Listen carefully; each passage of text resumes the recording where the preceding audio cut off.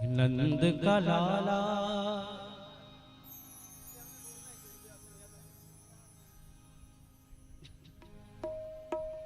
वो बांसुरी वाला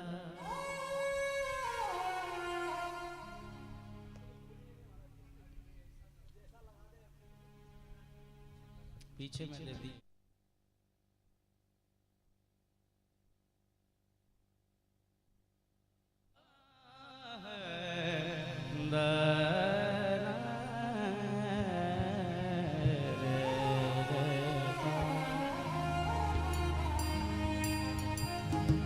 नंद का लाला वो बांसुरी वाला बुलावे मोहे गोकुल की नगरी, बुलावे मोहे गोकुल की नगरी। ब्रज का उजाला वो कान्हा निराला, ब्रज का उजाला वो कान्हा निराला बुलावे मोहे गोकुल की नगरी, बुलावे मोहे गोकुल की नगरी।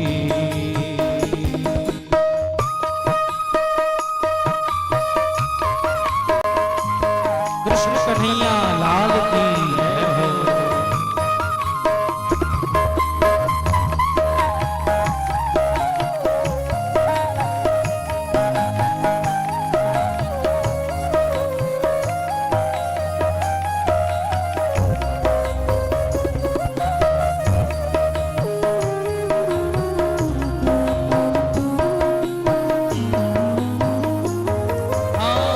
भोर में सूझे ना कोई बहाना, कोई बहाना सारे मारेंगे ताना।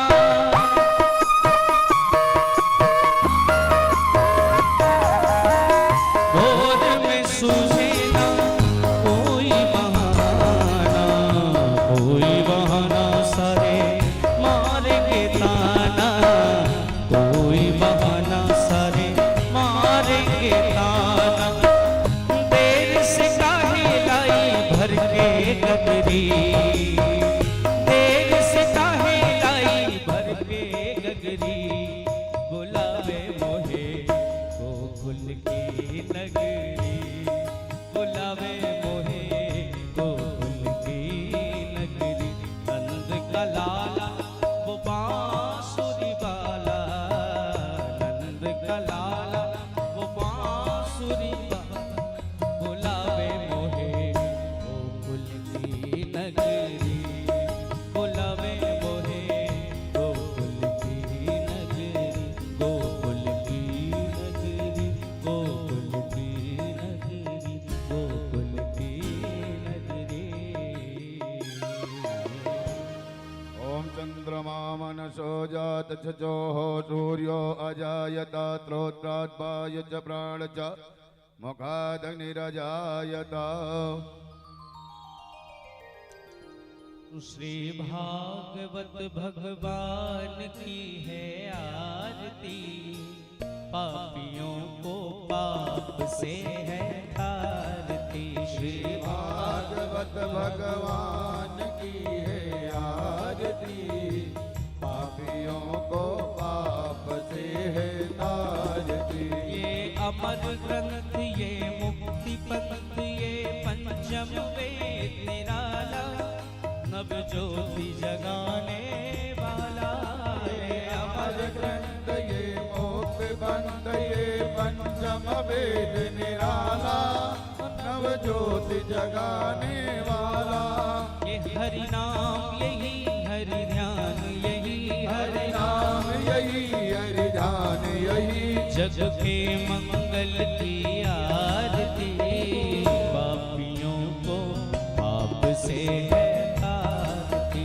श्री भागवत भगवान की है आरती, पापियों को पाप से है तारती। ये शांति गीत पावन पुनीत पापों को मिटाने वाला, हरि दर्श कराने वाला।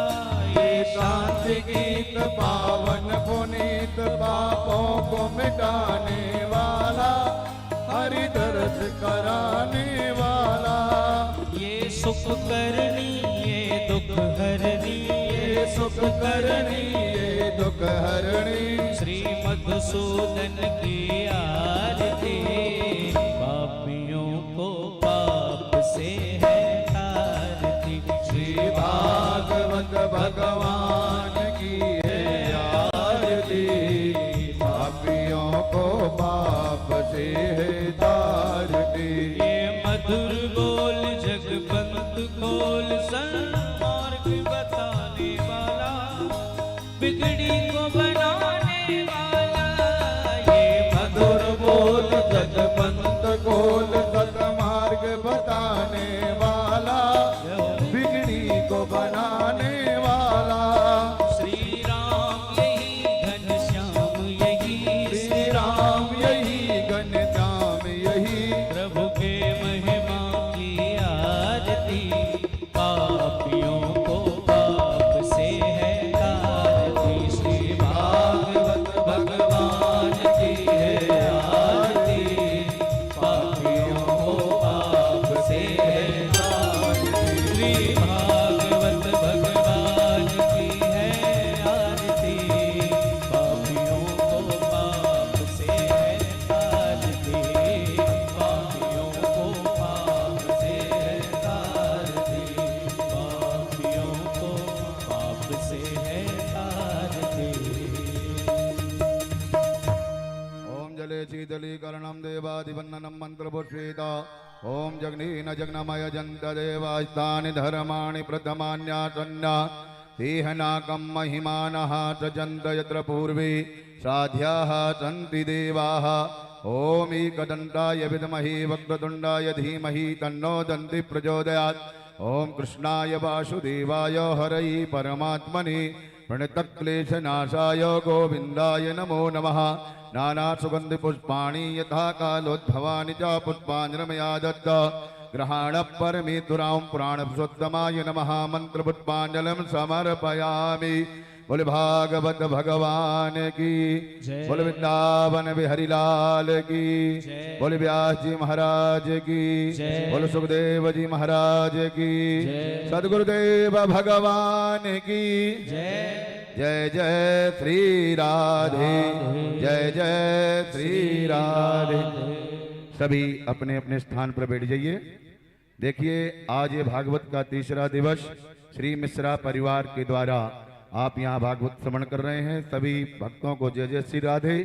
और हमारे जो यूट्यूब मिथिला कुंज यूट्यूब चैनल के माध्यम से जो इस कथा का दर्शन श्रवण कर रहे हैं उन सभी भक्तों को भी राधे राधे।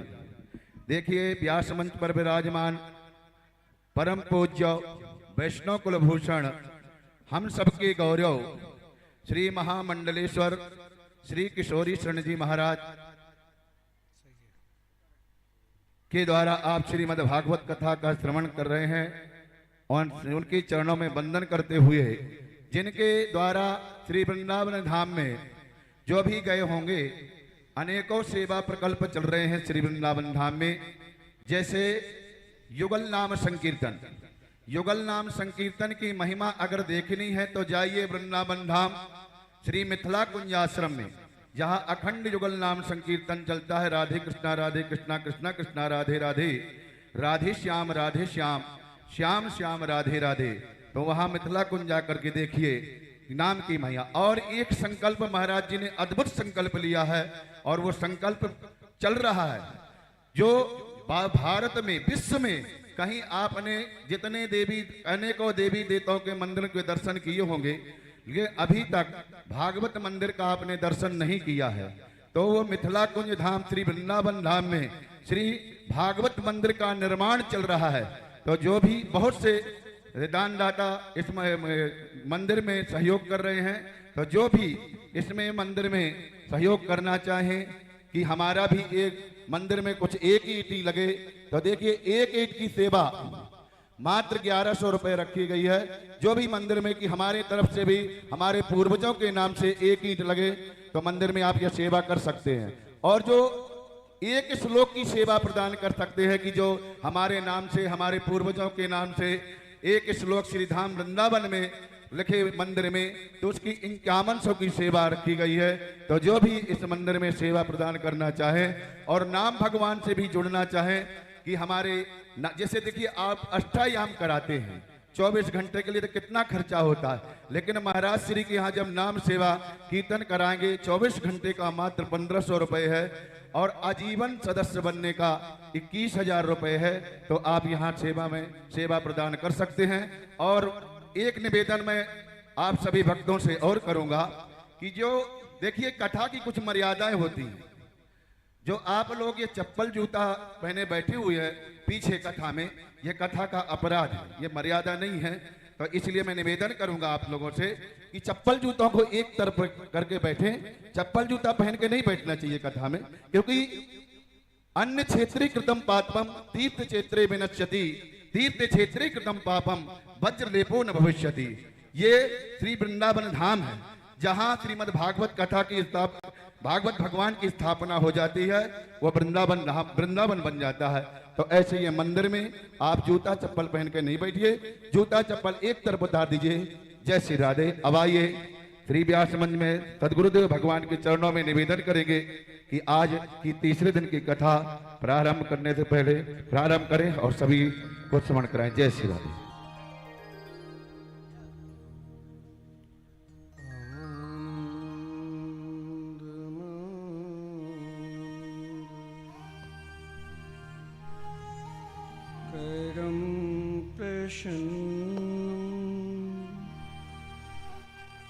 ज्ञान स्वरूपं निज भावयुक्तं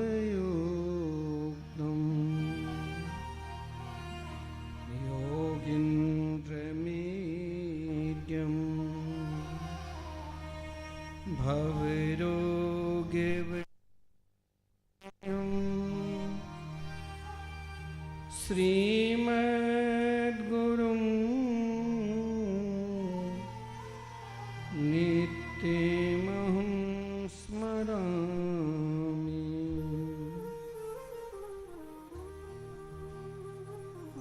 आर्दध्वान्तनिरासवासरमणिर् विज्ञानवारानिधि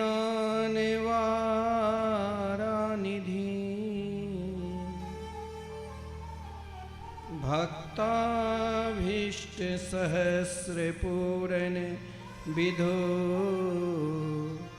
चैतन्य चिन्तामणि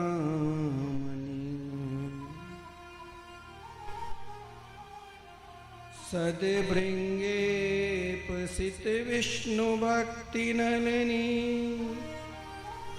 व्याको से तो दया सुस्माकं कुरुतां भवातिशमनं निम्बार्कनामानि।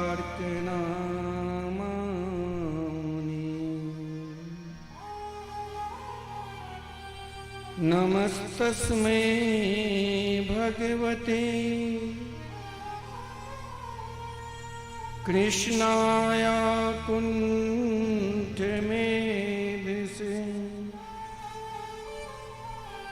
राधाधरे सुधा सिंधु नमो नित्य बिहारिणे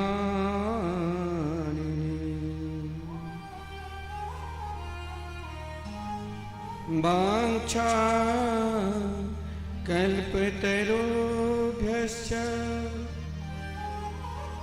कृपा सिन्धुभ्यः एव च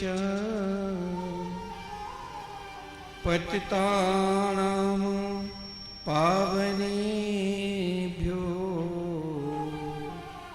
वैष्णवेभ्यो नमो नमः।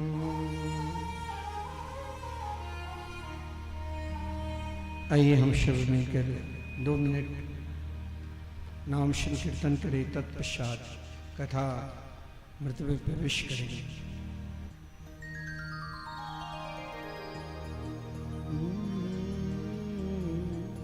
राधे कृष्ण राधे कृष्ण कृष्ण कृष्ण राधे राधे राधे श्याम राधे श्याम श्याम श्याम राधे राधे राधे कृष्ण राधे कृष्ण कृष्ण कृष्ण राधे राधे राधे श्याम राधे श्याम श्याम श्याम राधे राधे राधे कृष्ण राधे कृष्ण कृष्ण कृष्ण राधे राधे राधे श्याम राधे श्याम श्याम श्याम राधे राधे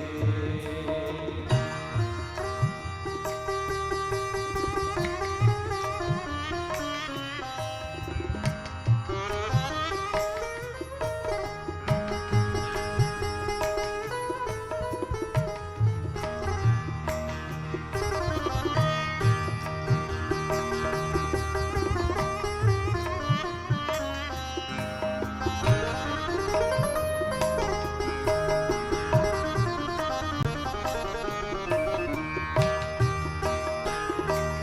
कृष्ण राधे कृष्ण कृष्ण कृष्ण राधे राधे राधे श्याम राधे श्याम श्याम श्याम राधे राधे राधे कृष्ण राधे कृष्ण कृष्ण कृष्ण राधे राधे राधे श्याम राधे श्याम श्याम श्याम राधे राधे राधे कृष्ण राधे कृष्ण कृष्ण कृष्ण राधे राधे राधे श्याम राधे श्याम श्याम श्याम राधे राधे राधे कृष्ण राधे कृष्ण कृष्ण कृष्ण राधे राधे राधे श्याम राधे श्याम श्याम राधे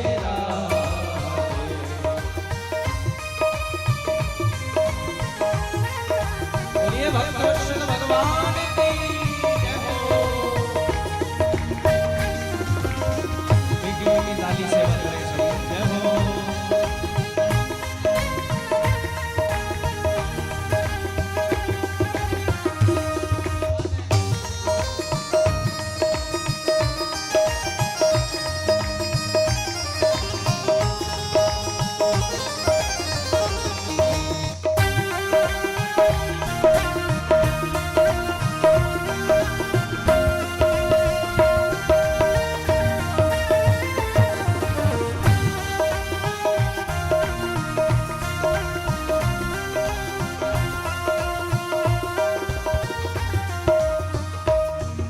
राधे कृष्ण राधे कृष्ण कृष्ण कृष्ण राधे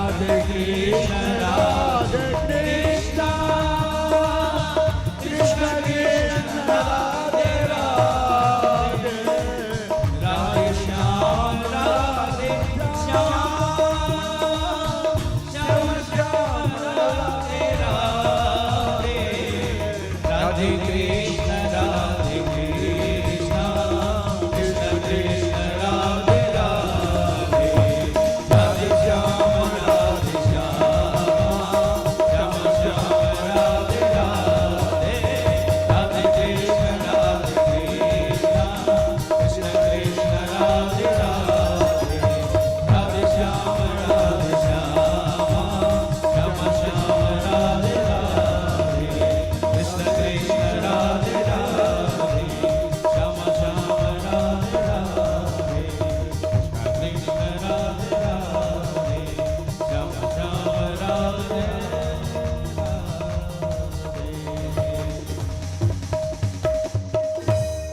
श्री राधा सर्वेश्वर भगवान की जय। श्री वृंदावन बिहारी लाल की जय। श्री सदुदेव भगवान की जय। श्रीमद्भागवत महापुराण की जय। श्री सुखदेव भगवान की जय। श्री परीक्षित जी महाराज की जय। समस्त ग्राम बस्ती की जय। श्री शंकर भगवान की जय। श्री हनुमान जी महाराज की जय। श्री मिथिला धाम की जय। जय जय श्री राधे। जय जय श्री राधे। श्री राधे आनंद कंद स्वरूप ब्रज पुरंदर नंदन वैदिक प्रतिपाद्य श्री यशोदा की लाडले लाल श्री नंद नंदन श्री श्याम सुंदर श्री कृष्णचंद्र की वांगमयी प्रतिमूर्ति शब्दमयी प्रतिमूर्ति श्रीमद्भागवत सप्ताह कथा ज्ञान यज्ञ में हम लोग उपस्थित होकर कथा की लाभ ले रहे हैं। इस अनुष्ठान के इस श्रीमद्भागवत कथा के मुख्य यजमान श्री सुबोध चंद्र मिश्र सहपत्नी सहपरिवार उनके समस्त परिजन बंधुजन तथा संपूर्ण मिश्रा परिवार दूर दूर से आए हुए समस्त श्रोताजन तथा भागवत पंडाल में उपस्थित माता बहन भाई बहन इस कथा के सीधा प्रसारण जो YouTube चैनल के माध्यम से देख रहे हैं वो भी अपने मन को प्रिया प्रीतम के चरणार बिंद में लगाकर कथा मृत का रसास्वादन करें। कारण हमारे शास्त्र में कहा गया है सत्य स्वर्गे च कैलासे वैकुंठे नास्ति जम रस। यह जो रस है न स्वर्ग में मिलने वाले हैं न कैलाश लोक में मिलने वाले हैं और ना ही वैकुंठ लोक में मिलने वाले हैं। कल की कथा के प्रसंग में हम सब भगवान के कितने अधिकारी हो चुके हैं या हम अभी तक किस स्तर पर कहाँ तक स्थित है इनके निरूपण हुआ है। जिन भक्त का संबंध सीधे भगवान से है भागवत में उन भक्तों के भी चरित्र है। जिनका समर्पित एकमात्र भगवान की प्रतीक है, उनके लिए ही भागवत। भागवत की कृपा हम 4 प्रकार के भी ले सकते हैं। हम कहेंगे कि भगवान की कृपा मेरे ऊपर नहीं है, ये कभी हमें कहना भी नहीं चाहिए। जैसे भगवान के 4 पुरुषार्थ है, उसी प्रकार 4 कृपा है। धर्म, अर्थ, काम, मोक्ष 4 पुरुषार्थ है, तो 4 कृपा भी भगवान की है। पहला भगवान ने जो कृपा की है, ये मानव शरीर हमें प्रदान किया है, क्योंकि हम इस मानव शरीर से ही परमात्मा की प्राप्ति कर सकते हैं। तो ये मानकर चलो कि हम सब पर ईश्वर की कृपा हो। ईश्वर की कृपा से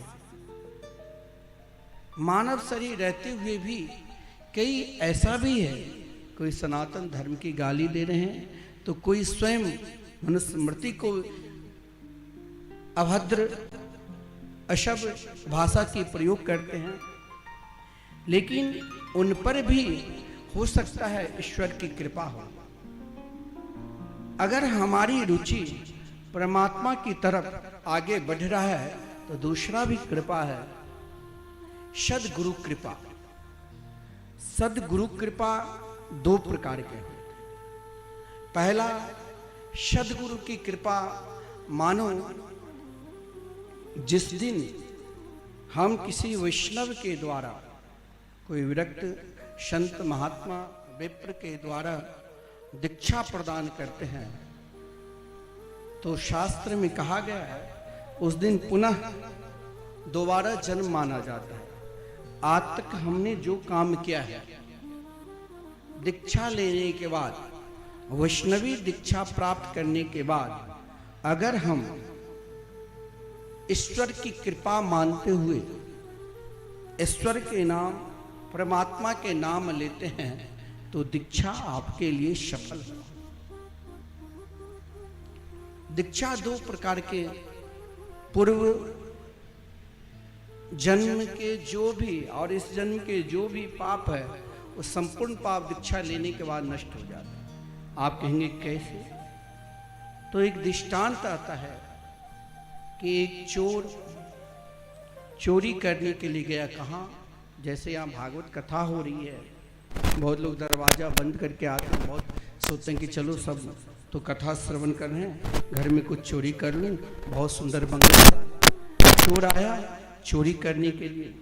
सामने जो व्यवस्थापक है, व्यवस्थापक उन चोर को सब कुछ देख रहा था कि ये चोर चोरी क्या है, लेकिन इस समय अगर उनको दंड दिया जाए तो फिर कथा में व्यवधान होगी, जिस कारण उस चोर को केवल नजर रखा। उसी क्रम में कथा प्रसंग में व्यास जी ने एक प्रसंग सुनाया कि जो दीक्षा ले लेते हैं, यानी दीक्षा मतलब भगवान की शरणागति स्वीकार कर लेते हैं। दीक्षा मतलब कोई विशेष मानव की नहीं, वो तो आदरता दिया जाता है, लेकिन ये दीक्षा भगवान की शरणागति, तो उनका जो भी आज तक पाप किए वो संपूर्ण पाप नष्ट हो जाता। तो व्यास जी जब व्यास गद्दी से उतरने की कोशिश की, व्यवस्थापक की नजर है उनके ऊपर, तब भी व्यास जी के चरण पकड़कर कहा, महाराज आप हमें दीक्षा दीजिए। वो मान नहीं रहा था। व्यास जी बहुत समझाया, फिर भी उनके गले में कंठी माला पहना दिया और श्री राम कृष्ण के मंगलमय नाम की दीक्षा दी। व्यवस्थापक व्यास जी के पास आया, कहा महात्मा जी आपने कौन सा कार्य कर लिया? देखो ये चोर ने चोरी किया है, ये सामान देखो। चोर बार बार कह रहा है कि मैंने चोरी नहीं की, इस सब के सब झूठ बोल रहा है। उनकी परीक्षा हुई, लोहे के एक गोला में आग की तरह लाल करके उनके हाथ पर रखा गया। उसने कहा मैं इस जन्म में चोरी नहीं की, अगर प्रमाण है तो इससे और परीक्षा ले लो। उनका कुछ नहीं बिगड़ा। और दूसरा है दीक्षा। कि जब ईश्वर कृपा, सदगुरु कृपा, फिर तीसरा उसमें जोड़ दिया है शास्त्र कृपा। अगर शास्त्र की कृपा यानी श्रीमद् भागवत कथा में रुचि हो जाए, श्री रामचरितमानस में रुचि हो जाए, गीता में रुचि हो जाए, तो समझ लेना ईश्वर कृपा से अगर जीवन भगवान की ओर बढ़ रहे हैं तो वो भी एक दीक्षा है। और चौथा है आत्म कृपा। परमात्मा ने हम पर कृपा की। हम कहते हैं कि नहीं यार ये जीवन क्या है, खाने पीने मौज मस्ती की। नहीं, यही खाने पीने मौज मस्ती में जिस दिन स्वयं को ये मालूम पड़ जाए कि नहीं हम सबके जन्म देने वाले परमात्मा हैं, क्योंकि भगवान ने जो इस सृष्टि विस्तार की तो सर्वप्रथम इस सृष्टि को स्थापना के लिए भी भगवान को परिश्रम करना पड़ा था। वराह अवतार धारण कर नाच को उद्धार करना पड़ा था। तो ये केवल हमें जीवन में एक आत्म कृपा में चिंतन यही करना है कि संपूर्ण सृष्टि जो है एक दिन पुनः ये जल में समा जाएंगे, तो क्यों ने आत्म चिंतन करके हम परमात्मा को प्राप्त करें। और महाराज परीक्षित लगता है यही आत्म चिंतन के बल से, आत्मबल से सीधे संपूर्ण राजपाट को छोड़कर एक फकीर की तरह, एक राजा की तरह नहीं, उनके साथ कोई मंत्री है ना कोई सैनिक है, अकेला विशाल जंगल जहां गंगा की धारा बह रही है, बट वृक्ष के सहारे जीवन का एक ही संकल्प लेकर बैठा हुआ था। जिस किसी को ये मालूम पड़ जाए कि मेरी मौत 7वें दिन होगी, उसे क्या करना चाहिए, उनका क्या कर्तव्य है, मरणासन व्यक्ति का क्या कर्तव्य है। वहां बड़े बड़े ऐसा नहीं है जहां संतों का दर्शन नहीं हुआ। आप हजारों संतों के दर्शन करते होंगे, लेकिन हो सकता है आपकी श्रद्धा जिनमें लग जाए, हो सकता है वही आपके जीवन बदल दे, परमात्मा से मिला दे। वहां ब्रह्मर्षि भी थे, वहां व्यास, पतंजलि, गौतम, कपिल, कनाद, बड़े बड़े ऋषि मुनि भी उपस्थित थे। परंतु ब्रह्मर्षि, देवर्षि, राजर्षि के रहते हुए भी महाराज परीक्षित ने जो प्रश्न किया उनके उत्तर कोई नहीं दे पाया। जीवन जब अत्यधिक विचलित हो जाए, मन अशांति में आने लग जाए, तो घबराना नहीं चाहिए। एकांत में हरि नाम संकीर्तन, महामंत्र की कीर्तन जोर जोर से करना चाहिए, उनके चिंतन करना चाहिए। और कीर्तन में वो शक्ति है जो परमात्मा ना जाने कहीं न कहीं किसी न किसी रूप में आ जाते हैं। आदरणीय श्रीमान सुखदेव जी ऐसे महापुरुष थे जिनकी रोकने की शक्ति ना उनके पिता के पास रहा, ना उनकी माता के पास।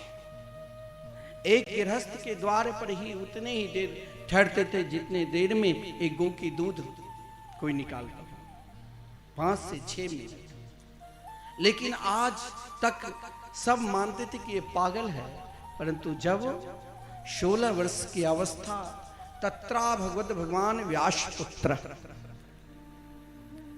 भगवान शिवदेव जी के जब आगमन हुए, उनके सम्मान के लिए आज त्रिलोकी के सभी संत खड़े होकर सम्मान। महाराज परीक्षित तो जो जन्म से ही अपने प्रभु को खोजने लग गए हो, आज जब ऐसे सदगुरु को देखा तो चरणों में प्रणाम किया। लेकिन महाराज परीक्षित की लगन को देखकर अब ये देखिए, कृपा श्राप लगा हुआ है, विचलित है, अन्न जल को सब कुछ त्याग कर बैठे हुए थे। जब तक पृथ्वी के सम्राट थे तब तक उनके द्वार पर ऐसे ऐसे महापुरुष नहीं आए, और आज जब भगवान के हो गए तो आदरणीय श्रीमान सुखदेव जी का आगमन हुआ। और श्रीमान सुखदेव जी को देखते ही वही प्रश्न क्या, मरना तो उस आदमी के अंदर सभी को पड़ेगा ही, लेकिन उन व्यक्ति का क्या कर्तव्य है? कोई होता है कि बहुत सुंदर फल है, मान लो आम के, ये फल बहुत सुंदर है, खूब मिठास है, हम अकेला क्यों न खा लें। कोई विशिष्ट फल जैसे होता है, घर के कोई श्रेष्ठ व्यक्ति है तो उस फल को सभी को बांटकर खिलाते हैं। कहा गया सभी को बांटकर देने से भी एक भजन का ही फल मिलेगा। बहुत बड़ा पुण्य का वर्णन किया गया है। लेकिन आज महाराज परीक्षित ऐसा कौन सा फल बांटने की कोशिश की जिससे परम वीतराग संत आदरणीय श्रीमान सुखदेव जी खुश होकर कहा कि महाराज आप तो संपूर्ण राष्ट्र के कल्याण के लिए, या आप यदि अपना स्वार्थ देखकर ये प्रश्न नहीं कर सकते, आपने तो संपूर्ण राष्ट्र के कल्याण के लिए प्रश्न किया। आपका प्रश्न कैसे है?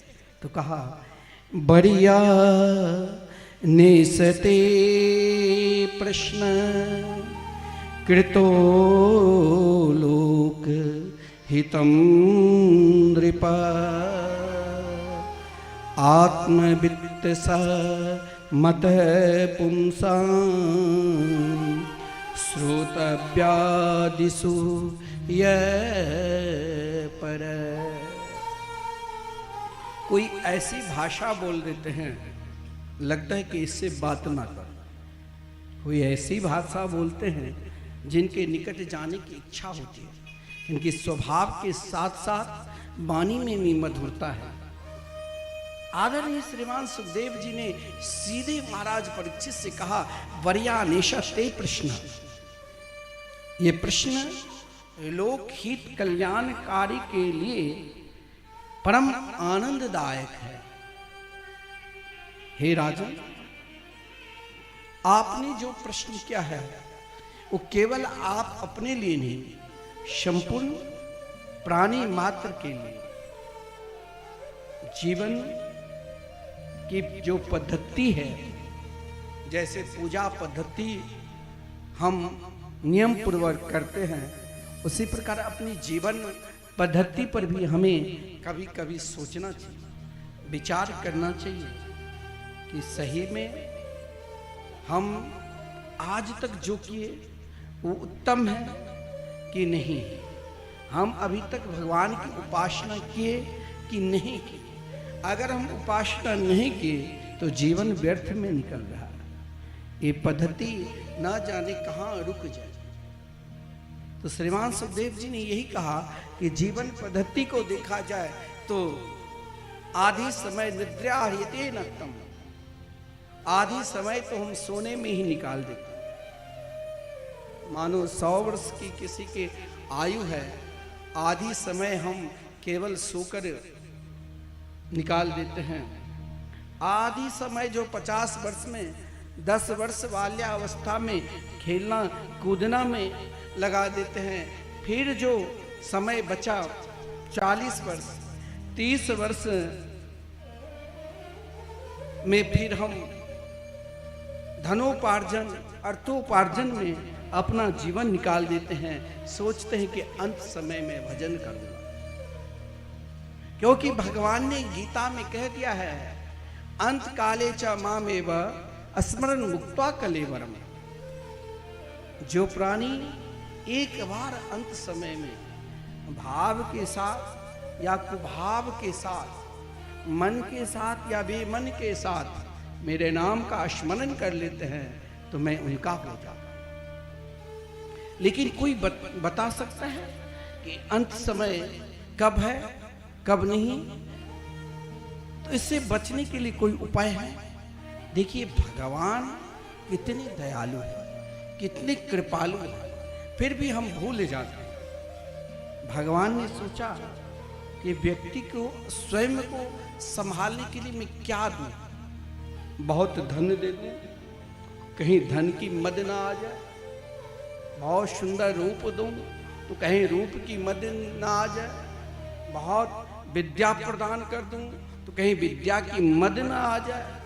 बहुत प्रभावशाली बना दूं तो कहीं प्रभाव के मद ना आ जाए। बहुत बल प्रदान कर दूं तो कहीं अपने बल का अभिमान ना आ जाए। इन संपूर्ण अभिमान को दूर करने के लिए भगवान ने 3 श्रेष्ठ अमृत मार दिया है। एक बार भगवान ने अमृत, वेद रूपी अमृत का मंथन किया तो बड़े बड़े ऋषि मुनि ने लिया। दोबारा अमृत का मंथन किया तो देवासुर संग्राम हुए। लेकिन इस बार भगवान ने स्वयं को, अपने आप को मंथन करके 3 श्रेष्ठ अमृत निकाल दिया। और वो तीनों श्रेष्ठ अमृत में से कहा कि अपनी जीवन पद्धति को इन 3 में से एक को स्वीकार कर लो। महाराज परीक्षित ने आदरणीय श्रीमान सुखदेव जी से कहा, भगवान ऐसे कौन सी 3 पद्धति है जिन तीनों पद्धति में से एक को अपने जीवन में हमें लेना है। फिर हम चाहे रूप के मद में, चाहे हम विद्या के मद में, चाहे हम प्रभुता के मद में, चाहे हम धन की मद में हैं, लेकिन एक अपने जीवन में इन तीनों पद्धति में से एक को स्वीकार करिए। यहाँ भगवान ने सोचा कि इस अमृत में कोई मैं भेदभाव नहीं करूं, और तीनों अमृत अपने आप में प्रबल है। बोले 3 अमृत कौन है? कहा तस्मात् भारत सर्वात्मा भगवानीश्वरो हरि श्रोतव्य कीर्तितव्यश्च अस्मर्तव्य चेक्षता भयम्। का ये सिद्धांत है क्या? तीनों अमृत को भगवान ने बराबर बराबर मात्रा में कर दिया। इन तीनों अमृत में से जो भी अमृत पान कर लिया, फिर मान लो वो तो कहीं भी रहेंगे, उनके अंदर यही भाव रहेगा, मेरे तो गिरधर गोपाल दूसरो न कोई। ये भाव कब रहेगा? तो श्रोतव्य, भगवान की कथा तब तक श्रवण करो, तब तक श्रवण करो। पहला है श्रवण करते करते करते करते तब तक करते रहो जब तक भगवान ना दिखाई दे। बोले ऐसे कोई किसी को हुआ? बोले हाँ, ब्रजांगनाएं, ब्रज की गोपियों ने श्री कृष्ण के निरंतर स्मरण किया। स्मरण करते करते करते करते अगर माखन बेचने के लिए जाते थे तो उन माखन में भी अपने कृष्ण को देखते थे। उनके स्मरण, उनकी निष्ठा, जब वो माखन बेचने के लिए आगे निकलती थी, माखन लो माखन लो, तो उनकी पुकार में कृष्ण लो कृष्ण लो कृष्ण लो। लोग आ जाते थे, अरे कहाँ है कृष्ण, कहाँ है कृष्ण? तो उन गोपियों को उन माखन में भी अपने कृष्ण दिखाई देते थे। बोले नटखट भाग गया, नहीं है। ऐसा चिंतन करो, श्रवण करते रहो, श्रवण करते रहो, तब तक श्रवण करो जब तक ऐसा भाव ना आए। फिर आपका कोई भी मद है, उन मद की ताकत नहीं है कि आपके निकट आ जाए। आप संसार में भी सुखी रहो, ये लोक में भी और परलोक में भी सुख मिलेगा। वो ऐसा अमृत है। बोले सर्वश्रेष्ठ अमृत श्रोतव्य। श्रवण करते रहो, श्रवण करते रहो। स्वयं अपने आप में गुनगुनाओ, स्वयं अपने आप में चिंतन करो। कोई भी भगवान की लीला लेकर बैठ जाओ और उन लीला में खो जाओ, उन लीला का भाव करते रहो। अगर यशोदा ने कन्या की एक मटकी के कारण छड़ी लेकर भाग रही है तो उन्हीं लीला को चिंतन करो कि भगवान पकड़ में क्यों नहीं आ रहे। क्या उस छड़ी में कोई कमी है? हाँ, लगता है कि वहाँ उस छड़ी में भी एक वासना की प्रतीक वो छड़ी है। जब तक जीवन में वासना है तब तक परमात्मा कैसे निकट आएंगे। इसीलिए तो भगवान ने अपनी मैया से कहा, देख मैया पहले वो छड़ी को फेंको तब तो मैं तेरे साथ हूँ। बोले ये वासना को ही हमें दूर करना है। और ये वासना, ये कामना को दूर करने की किसी की शक्ति नहीं है। उस कामना को केवल हमें मोड़ना है। कहाँ? तो श्री कृष्ण के चरणार में। कैसे? तो निरंतर निरंतर श्रोतव्य, श्रवण करते रहो। यशोदा जी ने श्रवण कर कर कहा, आओ कन्हैया मेरे गोद में बैठो, ये लो छड़ी मैंने फेंक। ये तब तक ये छड़ी आपके साथ रहेंगे जब तक आप पूर्ण रूप से उनके नहीं हो जाओ। जब आप उनके हो जाओगे तो वो भी आपके गोद में आकर आप यशोदा और कृष्ण, लेकिन ये तब ही होगा जब आप श्रवण करो। श्रवण शक्ति के लिए तो भगवान भी उन गोपियों के पास जाकर स्वयं भगवान नाचते और गोपी गाती,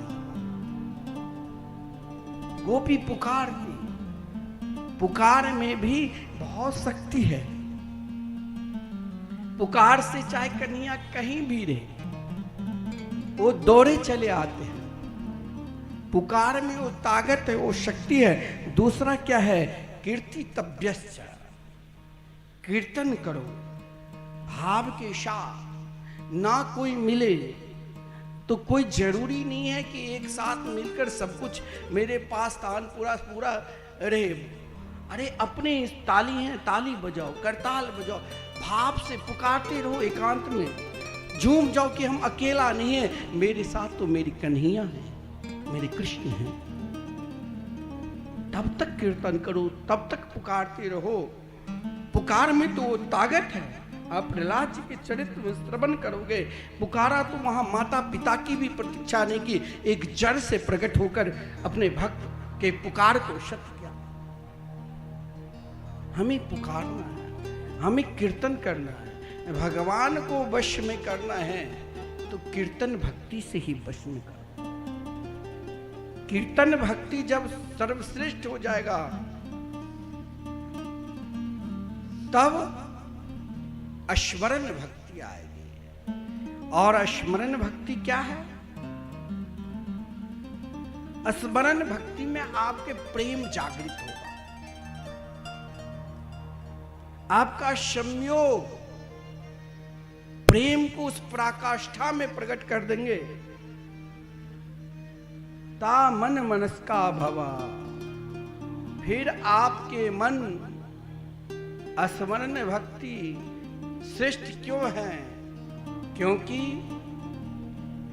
श्री कृष्ण हो सकता है व्यवहारिक लीला में वृंदावन को छोड़कर मथुरा गए, लेकिन उन गोपियों को, उन ब्रजवासियों को लगा कृष्ण तो मेरे निकट है, मेरे पास है।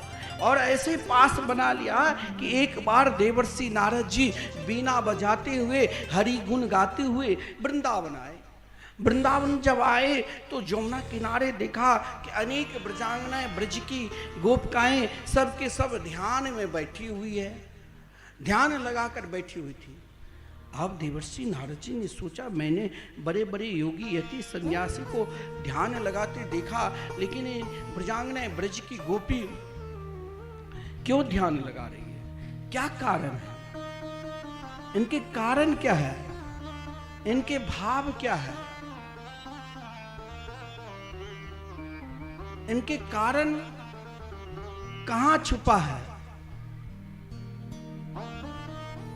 तो देवर्षि नारद जी ने जब उन गोपियों से पूछा कि आपके द्वार पर तो मेरी कन्हैया माखन चोरी करने के लिए आए, आप तो तनिक गौ रस के लिए उनको नचाए उंगली पकड़कर, फिर भी आप ध्यान क्यों कर रही हो? वो तो आपके निकट है। बोले, मैं तो यही तो समस्या है।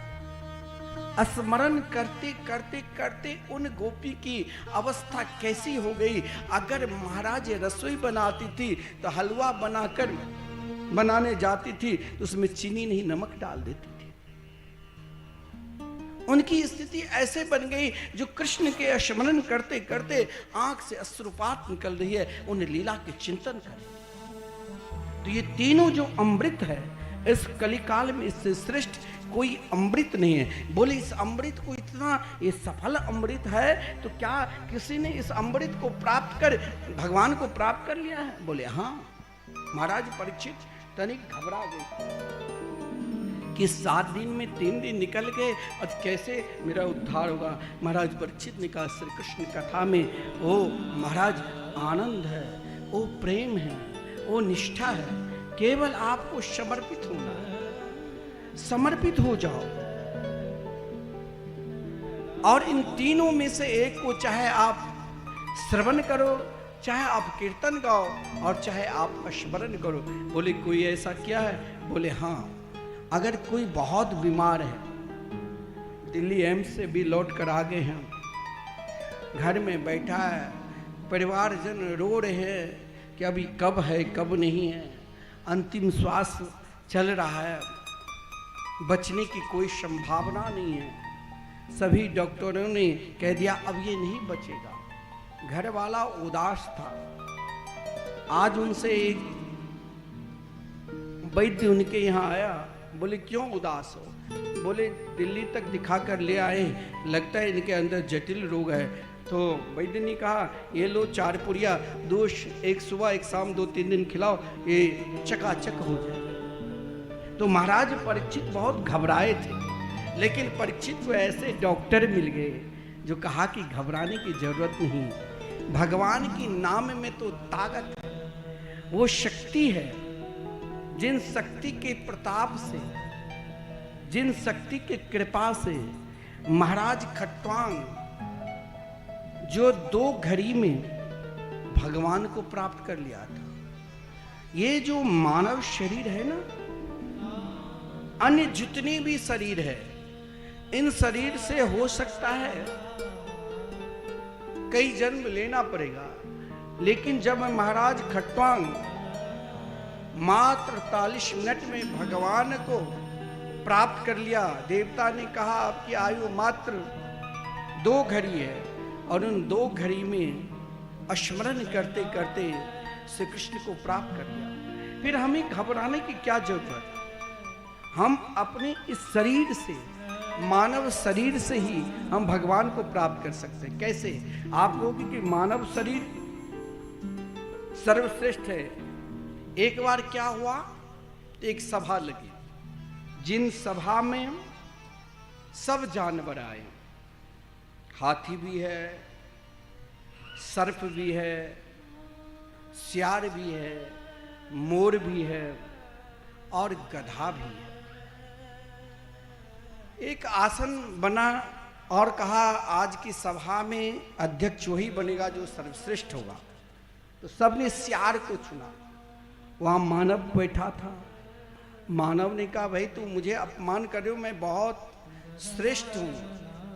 हाथी ने कहा कि तुम मुझसे अधिक श्रेष्ठ नहीं हो, चल बैठ। अब वो चुप हो गए। फिर मानव ने कहा कि मैं बहुत चालाक हूं।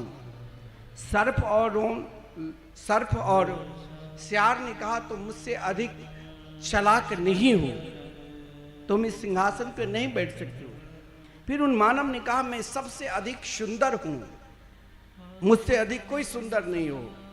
मयूर ने कहा तुम मुझसे अधिक सुंदर नहीं हो, देखो मुझे परमात्मा कितने रंग बिरंग के बना दिया है। फिर मानव ने कहा मैं सर्वश्रेष्ठ बलशाली हूं। सिंह ने कहा तुम मेरे बराबर बलशाली नहीं हो। फिर उन मानव ने कहा मैं सबसे अधिक मूर्ख हूं। गधा ने कहा तुम मुझसे अधिक मूर्ख नहीं हो। तो मानव में क्या गुण है? आहार निद्रा भय मैथुन च सामान्य मेतर पशु भी नरा। ये आहार निद्रा भय मैथुन ये तो सब में है, संपूर्ण जीव में है। मानव में एक ही गुण है, धर्मो ही तेषां अधिको विशेष। अगर हम धर्म की ओर नहीं बढ़ रहे हैं, धर्म की ओर नहीं जा रहे हैं, परमात्मा की चिंतन नहीं कर रहे हैं, तो अब हमें स्वयं अपने आप को चिंतन करना चाहिए कि हम कहाँ पर खड़े हैं। क्योंकि देखिए ये मानव शरीर अनमोल है। 84 लाख योनि में 2 अरब 98 करोड़ जन्म के बाद ये शरीर मिलता है। और ये शरीर भी उतने ही कमजोर है जैसे बारिश होती है और पानी के बुलबुला उगते हैं डूबते हैं, उसी प्रकार ये शरीर भी है। कब? श्वास बंद हो जाए कोई नहीं। और इसीलिए हमें भी पुकारना चाहिए, और ये भाव है एक चेतावनी की तरह। और हमें कैसे पुकारना चाहिए, हम सब पुकारें। मनुष्य जन्म अनमोल रे, मिट्टी में ना रोल रे, अब तो मिला है फिर न मिलेगा, कभी नहीं कभी नहीं कभी नहीं रे। मनुष्य जन्म अनमोल रे, मिट्टी में ना रोल रे, अब जो मिला है फिर ना मिलेगा, कभी नहीं कभी नहीं कभी नहीं रे। मनुष्य जन्म अनमोल रे, माटी में ना रोल रे, अब तो मिला है फिर ना मिलेगा, कभी नहीं कभी नहीं कभी नहीं रे। सब पुकारिए।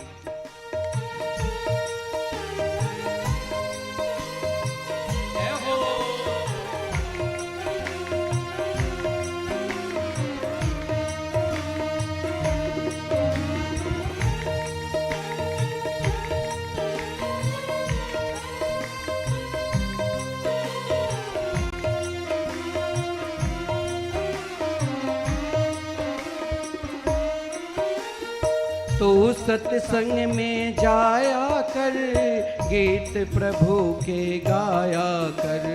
तू सत्संग में जाया कर, गीत प्रभु के गाया कर। तो सत्संग में जाया कर, गीत प्रभु के गाया कर। तू सत्संग में जाया कर, गीत प्रभु के गाया कर।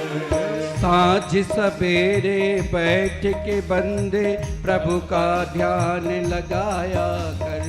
साँझ सवेरे बैठ के बंदे प्रभु का ध्यान लगाया कर। नहीं लगता कुछ भी मोल रे, मिट्टी में ना रोल रे, अब तो मिला है फिर न मिलेगा, कभी नहीं कभी नहीं कभी नहीं रे। मनुष्य जन्म अनमोल रे, मिट्टी में ना रोल रे, अब तो मिला है फिर न मिलेगा, कभी नहीं कभी नहीं कभी नहीं रे।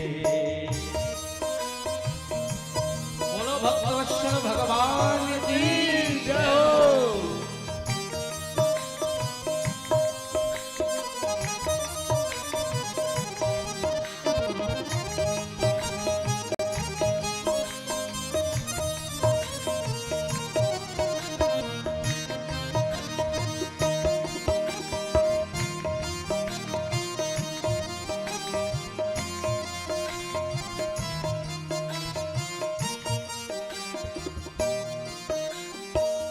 तो बुलबुला है पानी का, मत कर मान जवानी का। तो बुलबुला है पानी का, मत कर मान जवानी का। तो बुलबुला है पानी का, मत कर मान जवानी का। तो बुलबुला है पानी का, मत कर मान जवानी का। नेक कमाई कर ले रे प्राणी, पता नहीं जिंदगानी का। नेक कमाई कर ले प्राणी, पता नहीं जिंदगानी का। मीठा सबसे बोल रे, मिट्टी में ना रोल रे, अब तो मिला है फिर न मिलेगा, कभी नहीं कभी नहीं कभी नहीं रे। मीठा सबसे बोल रे, माटी में ना रोल रे, अब तो मिला है फिर न मिलेगा, कभी नहीं कभी नहीं कभी नहीं रे। मनुष्य जन्म अनमोल रे, माटी में ना रोल रे, अब तो मिला है फिर न मिलेगा, कभी नहीं कभी नहीं कभी नहीं रे। जय हो।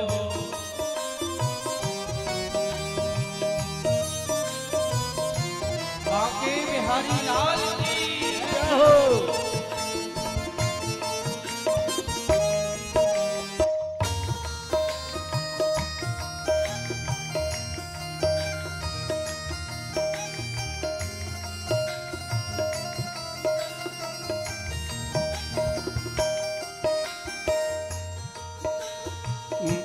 मतलब का संसार है, नहीं इसका एतबार है। मतलब का संसार है, नहीं इसका एतबार है। मतलब का संसार है, नहीं इसका एतबार है। मतलब का संसार है, नहीं इसका एतबार है। संभल संभल के कदम रखो, ये भूल नहीं अंगार है। संभल संभल के कदम रखो, ये भूल नहीं अंगार है। मन के अखियाँ खोल रे, मिट्टी में ना डोल रे। अब तो मिला है फिर न मिलेगा, कभी नहीं कभी नहीं कभी नहीं रे। मनुष्य जन्म अनमोल रे, मिट्टी में ना रोल रे। अब तो मिला है फिर न मिलेगा, कभी नहीं कभी नहीं कभी नहीं रे। मनुष्य जन्म अनमोल रे, माटी में ना रोल रे। अब तो मिला है फिर न मिलेगा, कभी नहीं कभी नहीं कभी नहीं रे। कभी नहीं कभी नहीं कभी नहीं रे। कभी नहीं कभी नहीं कभी नहीं रे। कभी नहीं कभी नहीं कभी नहीं रे। इस कथा के मध्य में श्रीमती शांति देवी जो मिथिला के विभूषित है और श्री राष्ट्रपति जी के द्वारा पद्म श्री की प्राप्ति हुई है। आइए हम सब व्यासपीठ से उनके सम्मान करें, क्योंकि सम्मानित को निरंतर सम्मान देना चाहिए, ये हमारे शास्त्र में कहा गया। तब तक संकीर्तन के आनंद लीजिए। अच्युतं केशवं कृष्ण दामोदरं रामनारायणं जानकी वल्लभम्। अच्युतं केशवं कृष्ण गाइए सब गाइए। रामनारायणं जानकी वल्लभम्। अच्युतं केशवं कृष्ण दामोदरं रामनारायणं जानकी वल्लभम्। अच्युतं केशवं कृष्ण दामोदरं रामनारायणं जानकी वल्लभम्। अच्युतं केशवं कृष्ण दामोदरं रामनारायणं जानकी वल्लभम्। रामनारायणं जानकी वल्लभम्।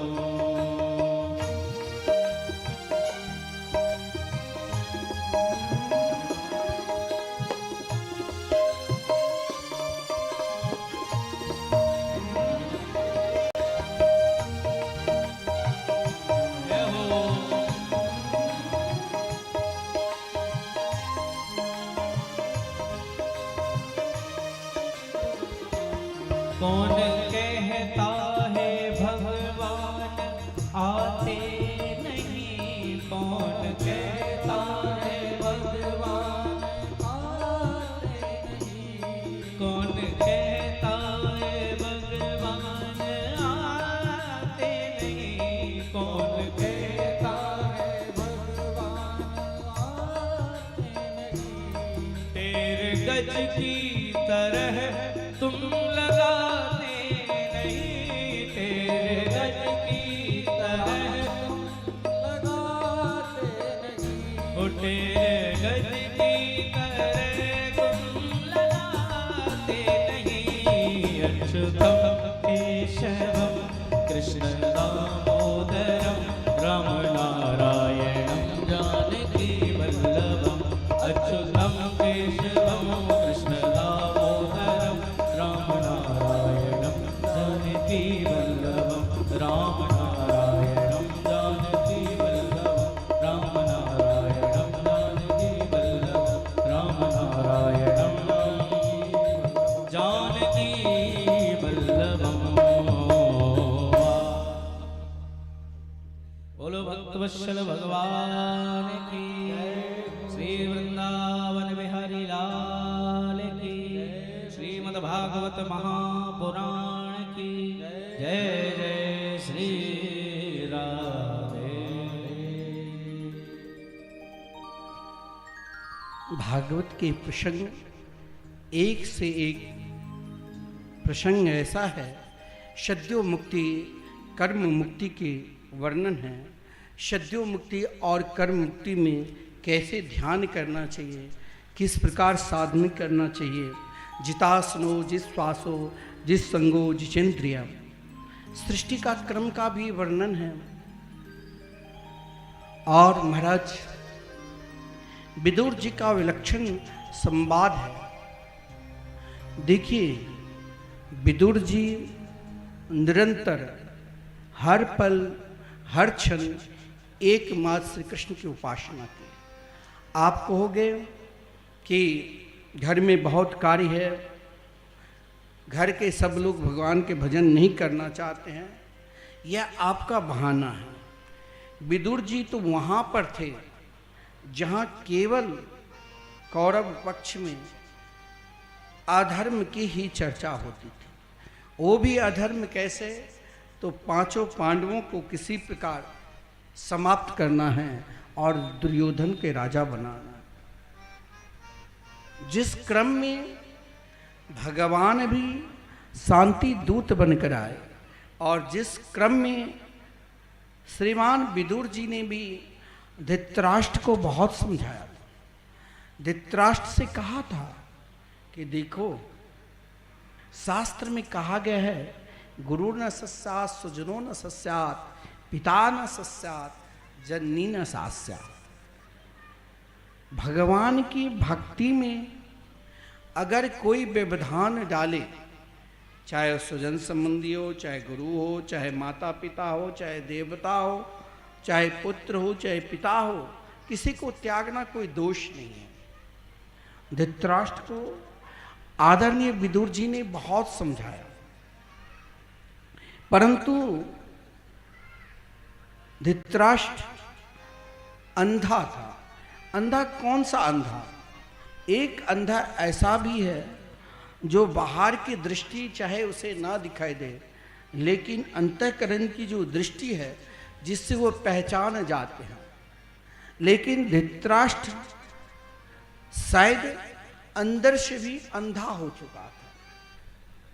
क्यों अंधा हो चुका था? किस लिए? क्योंकि उसके अंदर एक ही मोह था, सत्ता प्राप्त करना।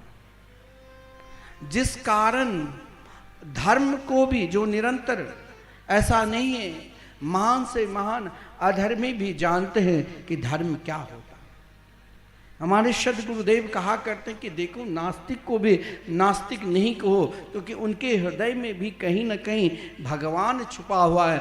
जिस कारण भगवान की सत्ता है, इसीलिए ना भगवान की सत्ता को नकार रहे हैं कि भगवान नहीं है। उनको भी आदर मिलना चाहिए। तो आज विदुर जी ने धृतराष्ट्र को भी आदर देने के लिए गए थे। आप सुधर सकते हो। आपके निकट द्रोणाचार्य, आपके निकट भीष्म पितामह जैसे महात्मा हैं। कुछ क्षण इनके निकट बिताओ।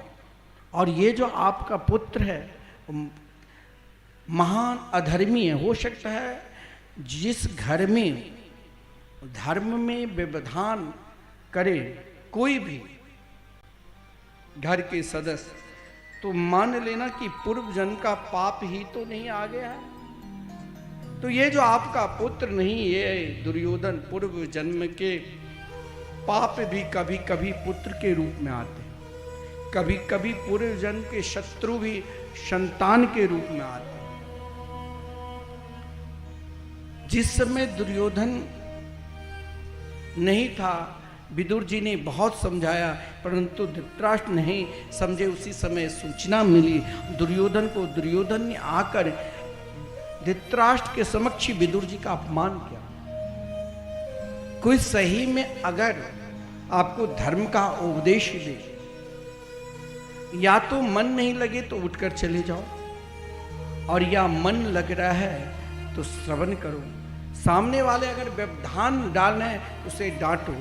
धृतराष्ट्र ने उस समय विदुर जी जैसे महात्मा को देखिए, पुण्य दो प्रकार के नष्ट होता है।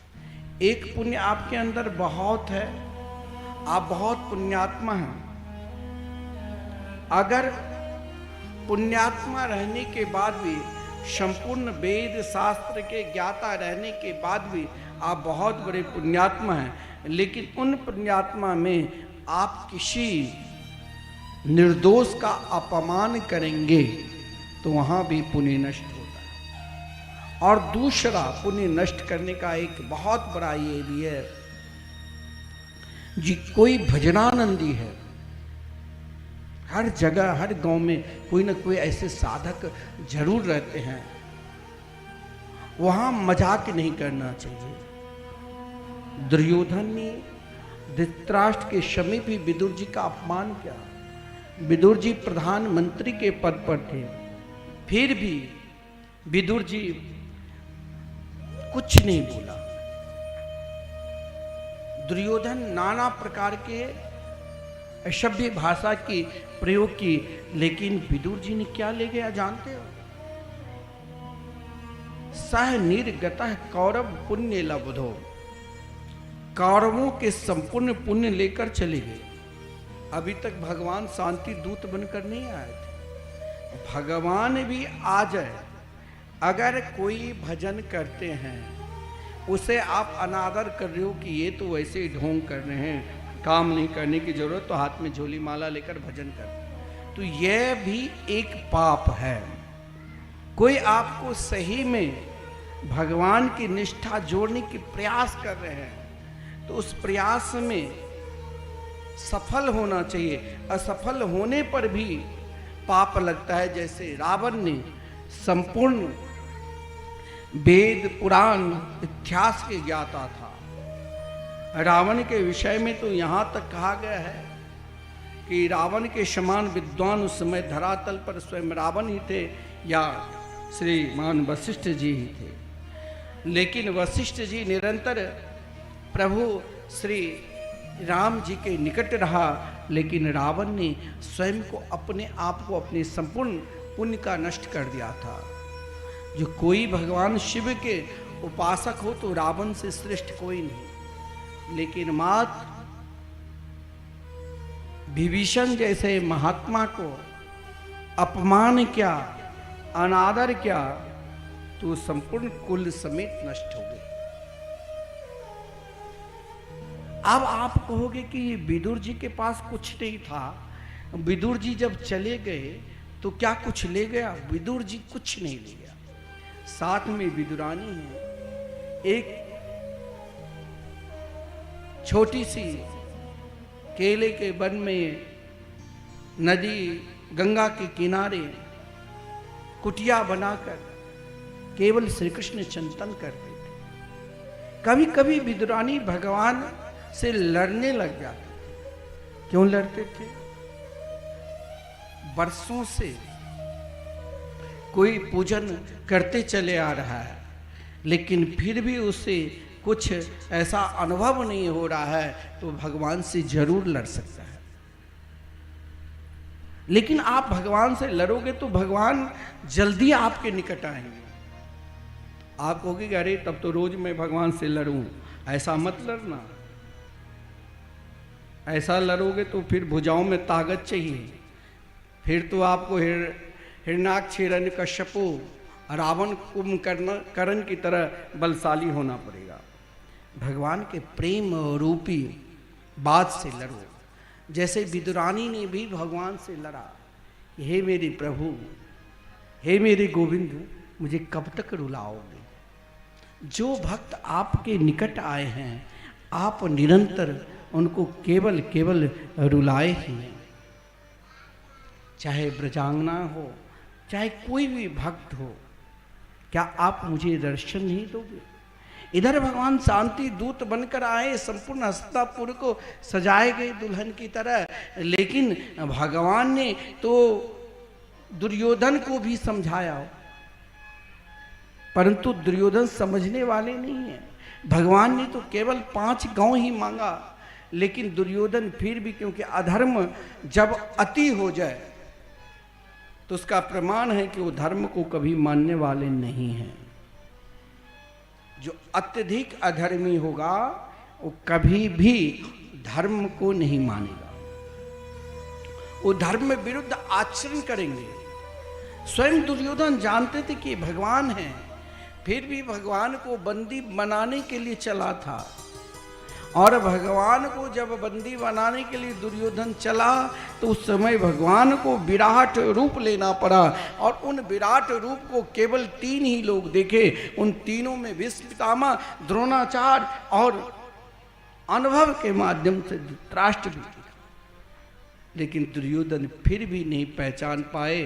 कर्ण ने पहचाना तो श्री कृष्ण और कर्ण में संवाद भी बड़ा विलक्षण है, परंतु उस समय भगवान के आग्रह प्राय द्रोणाचार्य भी किए, धृतराष्ट्र भी किए और भीष्म पितामह भी किए कि आप चलो प्रभु, दोपहर की समय है, अब आप प्रसाद ग्रहण करिए। लेकिन भगवान कहाँ गए प्रसाद? विदुरानी, जो विदुरानी एक छोटी सी तस्वीर लेकर श्री कृष्ण कन्या को हृदय में बैठाकर और रो रहे थे, हे मेरे गोविंद, हे मेरे गोपाल। देखिए, भगवान को कोई भी पुकार सकता है, चाहे वो किसी भी जात के हो, चाहे किसी भी धर्म को हो, भगवान को सब पुकार सकते हैं अपने अपनी निष्ठा के अनुसार, अपने अपने धर्म के अनुसार। अरे ताज बीबी ने तो भी, जो स्वयं ललता सखी के अवतार थे, और जब जा रही थी मक्का मदीना तो मार्ग में वृंदावन पड़ा था। और जब वृंदावन पड़ा तो अपने सैनिकों से कहा कि सुंदर मंदिर, गोविंद देव जी के मंदिर के देखकर पूछा कि किसके मंदिर है?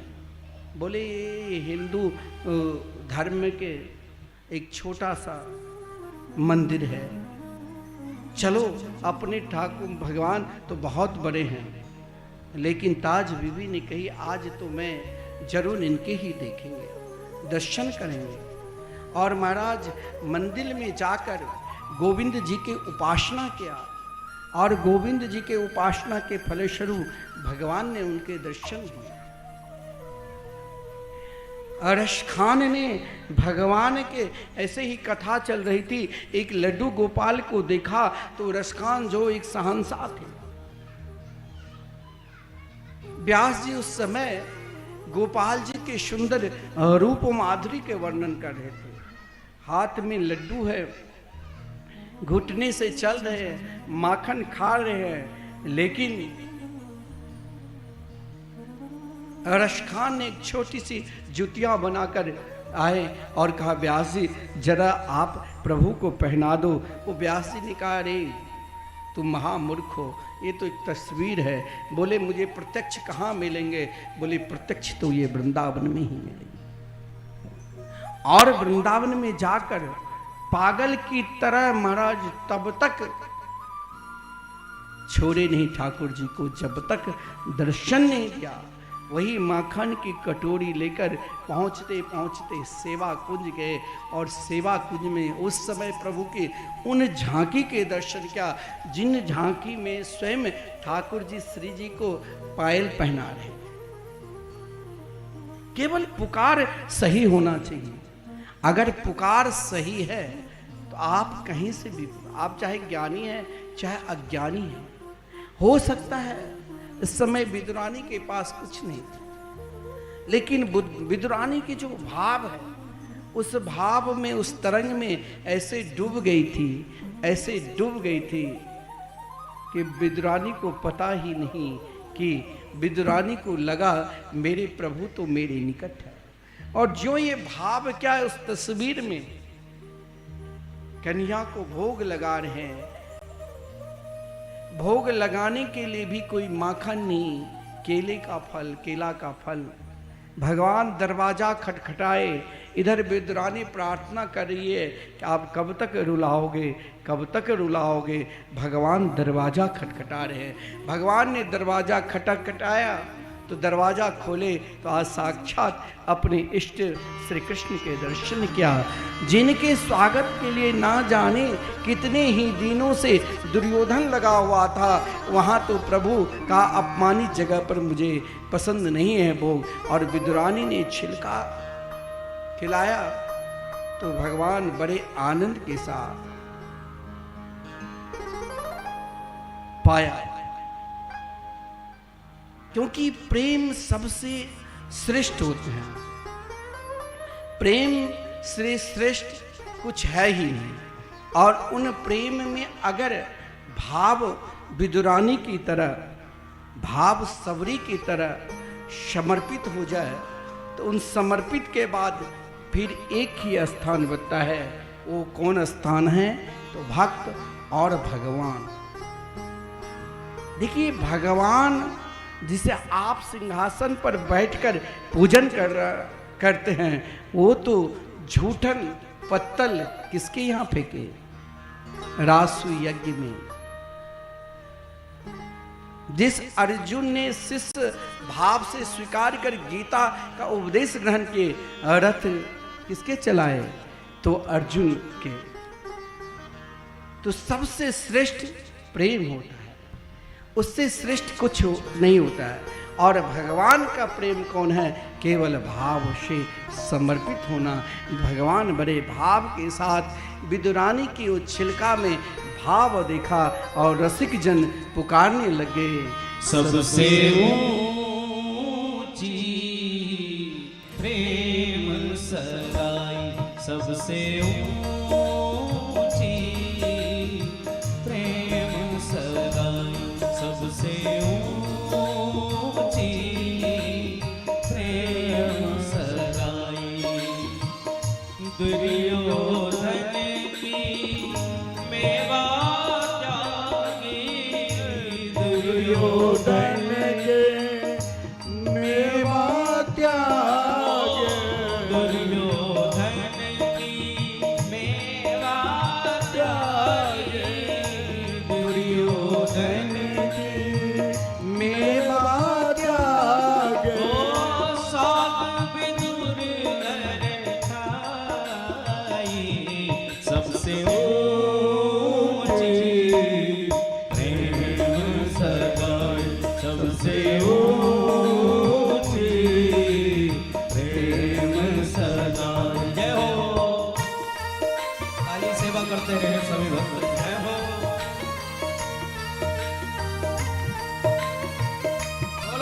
बिहारी सरकार की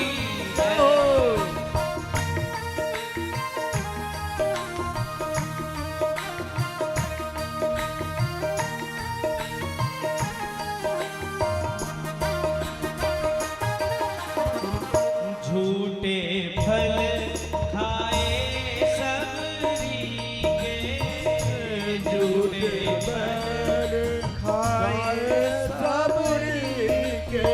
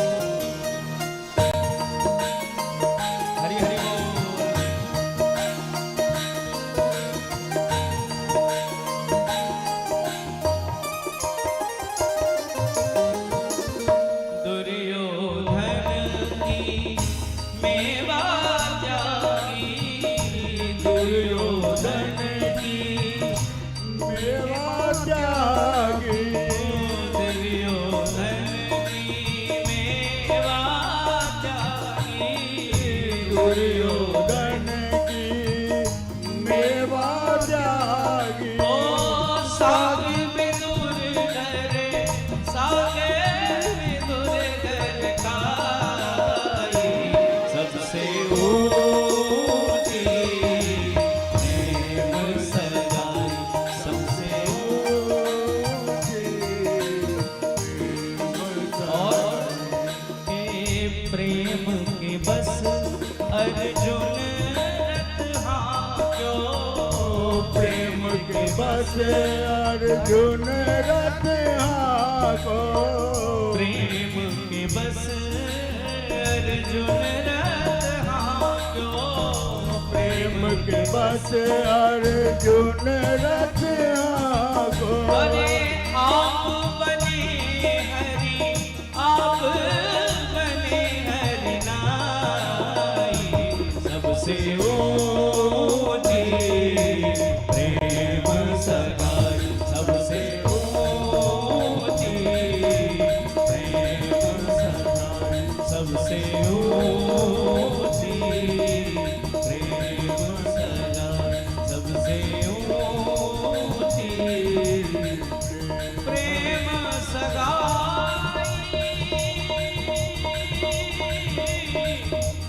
सबसे ऊंची प्रेम सगाई, प्रेम सगाई। जय जय श्री राम। एक बात ध्यान देना, बहुत लोगों के अंदर ये प्रश्न उठता है कि भगवान पर विश्वास कैसे करें। विदुरानी के ऊपर भगवान ने कृपा की, तो क्या मेरे ऊपर कृपा नहीं करेंगे? लेकिन एक विश्वास ही होना चाहिए। और भगवान पर विश्वास कैसे करें? तो जैसे एक छोटा सा बालक, नन्हे से छोटी सी शिशु एकमात्र अपनी माँ के ऊपर जैसे पूर्ण रूप से विश्वास करते हैं और माता से प्रेम करते हैं, उसी प्रकार हमें भगवान पर विश्वास करना चाहिए। अब जब विश्वास उत्पन्न हो जाए तो फिर उत्पन्न होता है कि भजन में मन नहीं लगता। भजन कब प्रारंभ करें? तो भजन कब प्रारंभ करना चाहिए? एक दिन अगर हमने आपको प्रेरणा दिया, एक दो दिन आपने क्या, फिर रख दी माला झोली की, चलो अभी बाद में कर दो। ये बाद ना जाने कितने वर्ष निकल जाते। भजन तब ही प्रारंभ करो जिस दिन ये विश्वास जग जाए कि भगवान के सिवा दूसरा मेरा अब कोई नहीं है, उसी दिन से लग जाओ भजन करना, प्रारंभ कर दो। भागवत में सृष्टि का भी वर्णन है। जिन सृष्टि कर्म में, मानसिक सृष्टि में ब्रह्मा जी ने 4 प्रकार की सृष्टि की। जरायुज सृष्टि, अंडज सृष्टि, उद्भिज सृष्टि और स्वदेज सृष्टि।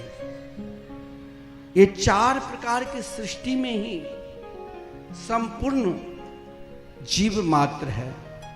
जरायुज सृष्टि उसे कहते हैं, जरायुज सृष्टि में ब्रह्मा जी ने जर से जो, जेर से जो पैदा हुआ, जैसे मनुष्य, गाय, भैंस, बकरी इत्यादि। अंडज सृष्टि उसे कहते हैं जिससे अंडे से जो प्रकट हुए, जैसे पक्षी, सांप, गिलहरी, छिपकली इत्यादि। उद्भिज सृष्टि उसे कहते हैं, उद्भिज सृष्टि में ही हम सभी को अन्न मिलता है, जैसे जौ, गेहूं, वृक्ष, लता इत्यादि। और स्वदेज सृष्टि, स्वदेज उसे कहते हैं जो पसीना से जो प्रकट हुए, पैदा हुए।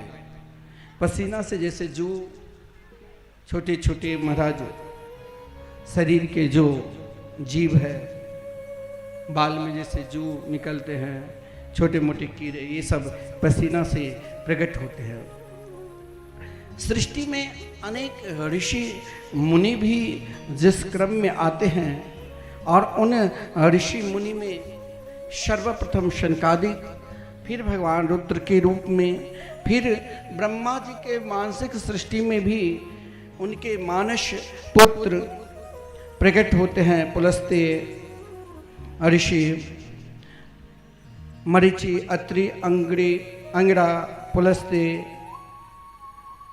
भृगु, वशिष्ठ, दक्ष, नारद इत्यादि। जिस क्रम में ब्रह्मा जी ने स्वयं अपने नासिका, ब्रह्मा जी के नासिका से भगवान बारह के अवतार धारण कर जो पृथ्वी प्रलय कालीन के समुद्र में चली गई थी, पृथ्वी को भगवान ने हिरण्याक्ष का उद्धार कर पुनः पृथ्वी को स्थापना किया। हिरण्याक्ष का प्रगट भी बड़ा विचित्र है। असुर महाराज कश्यप की कई पत्नी हैं। देवता की माता अदिति है और दैत्यों की माता अदिति। हर माता पिता चाहते हैं कि मेरी संतान की प्रगति हो, बड़े बने। और जिस कारण अदिति ने भी सोचा कि मेरे पुत्र देवराज इंद्र से भी श्रेष्ठ बलशाली में बने। भगवान की ने भी इच्छा प्रकट की, कोई पृथ्वी पर ऐसा मेरा पार्षद आवे जिससे अत्यधिक स्वयं को मेरी लीला को विस्तार करे। संत ने भी सोचा कि भगवान की कोई ऐसी लीला पृथ्वी पर प्रकट होवे भगवान, जिससे रसिक जनों के भी आनंद मिले। तो देखिए, धर्म का भी अवतार का वर्णन है भागवत में, और अधर्म का भी अवतार का वर्णन है कि अधर्म भगवान के कहां से निकले और धर्म कहां से प्रकट। तो जिस समय दैत्यों की माता ने महाराज कश्यप से प्रार्थना की कि मुझे संतान चाहिए, तो कश्यप ने कहा संतान तो मिलेगी, परंतु संध्या की बेला है। हमारे शास्त्र में संध्या के समय कहा गया है कि 4 चीज कभी नहीं करना चाहिए। संध्या के समय खाना नहीं खाना चाहिए। अगर संध्या के समय कोई खाना खाते हैं ना, भोजन करते हैं, तो पेट में अनेक प्रकार के रोग, विकार, गैस की प्रॉब्लम, नाना प्रकार के विकार आते हैं। संध्या के समय सोना भी नहीं चाहिए। संध्या के समय सोने से शरीर में नाना प्रकार के महाराज सीधे समझ लीजिए तेजहीन हो जाते हैं, उनकी तेज कम होने लग जाता है। और संध्या के समय पढ़ना भी नहीं चाहिए, उससे स्मरण शक्ति कम हो जाती है। और संध्या के समय कहा गया है मैथुन क्रिया भी नहीं, उससे संतान आश्रय प्रवृत्ति के होते हैं। लेकिन संध्या के समय भगवान शिव शंकर जी सभी के द्वार पर आते हैं। एक महात्मा कहा करते थे कि देखो, किसी के वचन कोई सत्य नहीं कर सकता है। सबके वाणी पर एक पल के लिए भगवान शंकर जी आते हैं और वो एक आशीर्वाद देकर चले जाते हैं। बोली कौन सा? तो भव भव भव। तो संध्या के समय हम ज्योति जलाते क्यों? ताकि जीवन की ज्योति निरंतर जलते रहे, लक्ष्मी के आगमन हो। भगवान शंकर जी सबके द्वार पर क्यों आते हैं? जीव मात्र से मिलने के लिए क्यों आते हैं? प्राणी मात्र से मिलने के लिए अगर कोई देवता आते हैं, एकमात्र भगवान भोलेनाथ। आप कहोगे कि भोलेनाथ के और काम नहीं है? बोले कोई काम नहीं, निरंतर भगवान के दिव्य लीला के चिंतन करते रहते हैं, मुस्कुराते रहते हैं। जब सृष्टि के अंत के समय होता है तो सबको श्रृंगार करते हैं। सोचा कि सबके अंदर जरा देखूं कि श्री राम कृष्ण के प्रेम है कि नहीं। आपने देखा होगा कि भगवान शिव के जहां मूर्ति है तो चिता के भस्म से श्रृंगार होता है। क्यों श्रृंगार होता है? तो सबके यहां मिलने के लिए भगवान शंकर जी जाते हैं। कोई अपनी दुकान पर है, कोई अपने व्यापार कर रहे हैं, कोई अपने ऑफिस में, कोई नाना प्रकार के काम कर रहे हैं। कौन भगवान से मिले? अब कब तक प्रतीक्षा करें? तो भगवान शंकर जी ने विचार किया कोई ऐसा जगह पर जाऊं जहां सभी को आना पड़ेगा। तो कहाँ, चाहे कुछ भी कोई भी काम करोगे ना, वहां छोड़कर जाना ही पड़ेगा। कहाँ? शमशान। शमशान तो सभी को जाना ही पड़ता है। तो भगवान शिव ने सोचा कि यहाँ बैठ जाऊं और जो मेरे प्रभु के मंगलमय नाम लेते हैं उनसे मैं प्रेम करूं। अब कैसे? तो उनके राख को आज भी भस्म आरती होती है ना महाकाल में, क्यों? उनकी राख में अगर श्री सीताराम, श्री राधे श्याम उनके मुख से निकल रहा है तो उसे बहुत भगवान शिव प्रेम करते हैं और लगता है उसे अपने में समा लूं, क्योंकि वैष्णवा नाम यथा शंभु, वैष्णवों के आचार्य है। महाराज कश्यप ने बहुत समझाया, अदिति ने नहीं मानी। अंत में कश्यप जी उनके दुराग्रह में आ गए।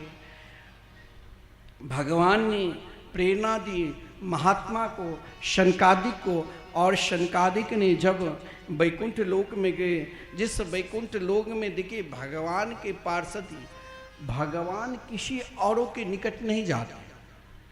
भगवान किसके निकट आते हैं? जो उनके भजते हैं। उन्हीं के साथ शत्रुता भी करेंगे और उन्हीं के साथ मित्रता भी करेंगे। शनकादिक ने ठीक है वैकुंठ लोक में जय विजय को श्राप दे दिया, लेकिन जय विजय को श्राप दिया परंतु समाधान ने भगवान किया। आप कहोगे कि भगवान के अगर हम भजन करते हैं और भजन करने वाले से पाप हो जाए, ना जाने मुख से असत्य भी निकलता है, पाप भी हो जाता है, तो फिर क्या भगवान माफ कर देंगे? बहुत लोग नहीं कहते हैं कि कंठी पहनकर झूठ नहीं बोलना चाहिए। देखिए ब्रह्मा की सृष्टि में आप चाहोगे जीव मात्र के मुख से असत्य निकलेगा ही। जब हम भगवान के माता के गर्भ में वचन देकर आए थे कि अब की बार मुझे निकाल दो, हम भजन करके आपको प्राप्त कर लेंगे, तो आप क्यों कहते हैं कि कंठी पहनकर असत्य नहीं बोलना चाहिए? असत्य तो महाराज कई स्थान भी है, हंसी मजाक के असत्य में पाप नहीं लगता है, धन के रक्षा में भी नहीं जब पाप लगता है, किसी के प्राण संकट में तब भी नहीं लगता है। तो कहने का तात्पर्य तुलसी माला के संबंध जीवन से जोड़ लेना चाहिए, हर व्यक्ति को पहनकर रहना चाहिए। इससे शारीरिक दृष्टि से भी तुलसी के जल पड़ने से शरीर स्वस्थ रहता है। जो तुलसी माला पहनता है उनको कम हार्ट अटैक होता है, आप अनुभव करके देख लेंगे।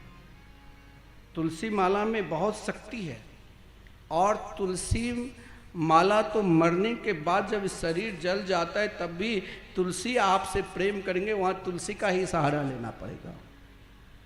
तो ये नहीं, व्यंग में नहीं कहना चाहिए आप चंदन क्यों करे चंदन करके असत्य बोलते। चंदन करने हर मानव मात्र को चंदन करना चाहिए। जो चंदन नहीं करता है उनके मस्तक को कहा गया, इनके मस्तक प्रेत के मस्तक माना गया है। ना भी कुछ मिले तो इस मिट्टी को, इस भूमि को भी बहुत महत्व है। भारत भूमि के मिट्टी को भी अपने मस्तक पर लगा सकते हो। हर व्यक्ति को चंदन करना चाहिए। कोई भी बिना चंदन से तो माथा कभी खाली रखना ही नहीं चाहिए। चंदन से भी कहा गया है, यम डरप्यो जब दास कहायो। चंदन देखकर तो यमराज डर जाते हैं। तो इनकी भी एक अलग महिमा है। भगवान के अगर हम भजन कर रहे हैं और भजन करते करते जीवन में यदि पाप हो गया तो भगवान अपने भक्त के संबंध कभी तोड़ते नहीं। वो इतने बड़े दयालु है, इतने बड़े कृपालु है जो अपने भक्त के साथ रहते हैं। शनकादिक ने मानता हूं जय विजय जो भगवान के प्रिय पार्षद थे, बहुत निकट थे, श्राप दिया था, लेकिन भगवान ने कहा कि महात्मा के श्राप को मैं नहीं टाल सकता। लेकिन एक बात ध्यान देना, तू मेरे भक्त है, भजन जीवन का कभी व्यर्थ जाएगा ही नहीं। तुम यदि 3 बार आओगे ना तो मैं 4 बार आऊंगा। वही जय विजय हिरण्याक्ष और हिरण्यकश्यप मानो लोभ की प्रतीक है, तो भगवान ने 12 अवतार धारण किया और नृसिंह अवतार धारण को उद्धार किया। वही जब रावण कुंभकर्ण बना काम के प्रतीक है तो भगवान श्री राम के रूप में, और वही जब शिशुपाल और दंत्र भक्त बना तो भगवान श्री कृष्ण के रूप में। क्रोध के प्रतीक है शिशुपाल और दंत्र भक्त। यानी कहने का तात्पर्य भगवान के जो भजन करते हैं उससे यदि लोभ की भी प्रवृत्ति है तो भी भगवान उसे नहीं छोड़ते हैं। उसके अंदर यदि कामना की भी प्रवृत्ति है तो भी भगवान उसे नहीं छोड़ते हैं। उसके अंदर यदि क्रोध के प्रतीक है तो भी मेरे गोविंद नहीं छोड़ते हैं। जब तक उसे अपनाते नहीं तब तक वो छोड़ते नहीं। केवल अपने जीवन को संबंध बनाना चाहिए, स्वयं को समर्पित होना चाहिए। भगवान ने चाहे वारा अवतार धारण कर हिरण्याक्ष को उद्धार किया और महाराज पृथ्वी को भी स्थापना की और पृथ्वी को स्थापना की। पृथ्वी के अंदर भी अभिमान आ गया, लेकिन देखिए अब भगवान अगर अभिमान आ गया तो क्या पृथ्वी को त्यागे? नहीं, पृथ्वी को अपनाया, स्थापना की। लेकिन भगवती श्रुति कहती है बालेषु रोमेषु यानी ब्रह्मांडानि संति यस्य अशो बाल, जाके रोम कोटि ब्रह्मांडा, जिनके रोम रोम में अनेक ब्रह्मांड है, उन पृथ्वी को कौन पूछे। फिर भी पृथ्वी को भगवान अपने निज धाम को दर्शन कराए, वृंदावन धाम को। वृंदावन की कृपा देखिए, आपके घर भी वृंदावन है। जिस घर में भगवान की पूजा हो, जिस घर में भगवान की मंदिर हो, जैसा आप अपने लिए महल बनाते हैं तो एक कुटिया मान लो, तो भगवान के लिए भी एक महल मंदिर बनना चाहिए। जिस घर में भगवान की पूजा हो रही है, जिस घर में भगवान की भोग लग रहे हैं, वो घर भी वृंदावन है। उसे आप अपना घर मत मानना, वो घर वृंदावन है। नहीं कहा गया घरे घरे तुलसी ठाकुर सेवा। तो हमें भी प्रार्थना करना चाहिए कि घर हो तो एक कुटिया भगवान के लिए भी ऐसी कुटिया हो जिसमें भगवान के मंदिर रहे। और अगर मंदिर में हम उन्हें भोग लगाते हैं, उनको रिझाते हैं, उनको पुकारते हैं, तो आप मान लेना वही वृंदावन है। क्योंकि भगवान के निज धाम कभी नष्ट नहीं होते हैं। पृथ्वी को जो अपना धाम भगवान दर्शन कराया वृंदावन धाम, तो पृथ्वी भगवान से प्रार्थना की और भगवान से कहा हे प्रभु क्या आप हमें नहीं स्वीकार करोगे। तो वही पृथ्वी को भगवान ने शीतभामा के रूप में स्वीकार किया था, आगे आप चरित्र श्रवण करोगे। हमें भी प्रार्थना करना चाहिए कि एक छोटी सी कुटिया, हे ठाकुर हे बांके बिहारी, मैं भी वृंदावन में बनाऊं, घर में को वृंदावन बनाकर बनाऊं।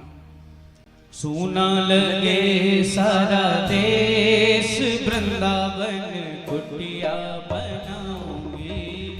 सोना लगे सारा देश, वृंदावन कुटिया बनाऊंगी।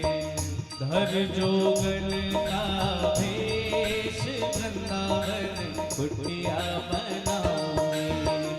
धर जोगन का भेष, वृंदावन कुटिया बनाऊंगी।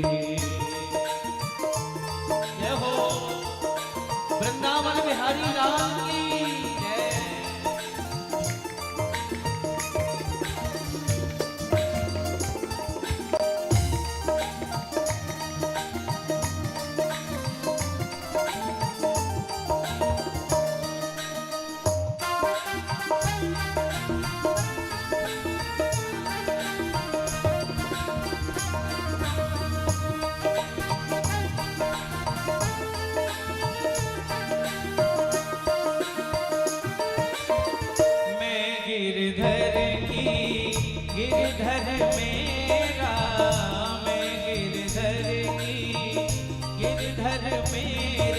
ठाकुर जी से कहिए क्या के मैं गिरधर की, गिरधर मेरे, मेरे जन्म जन्म के फेरे, इनसे जन्म जन्म के फेरे।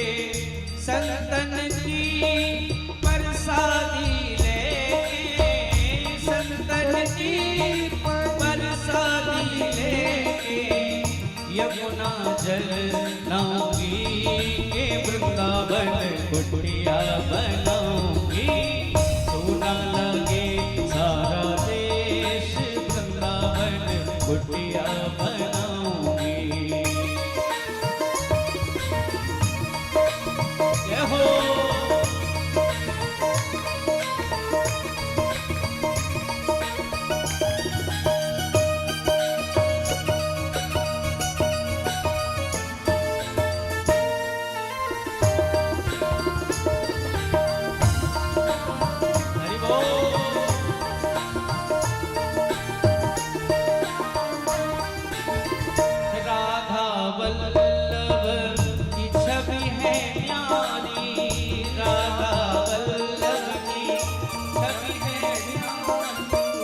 मन में बस गयो रसिक बिहारी, मन में बस गयो रसिक बिहारी।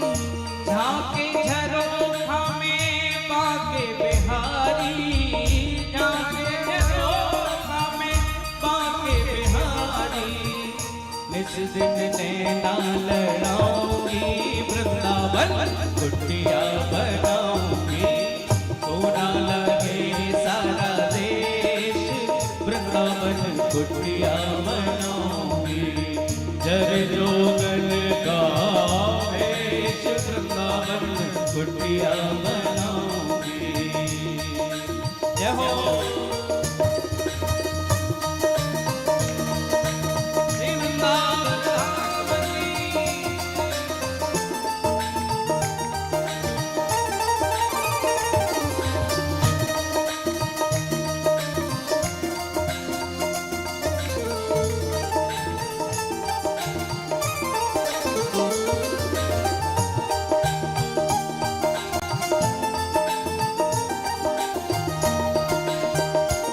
जय हो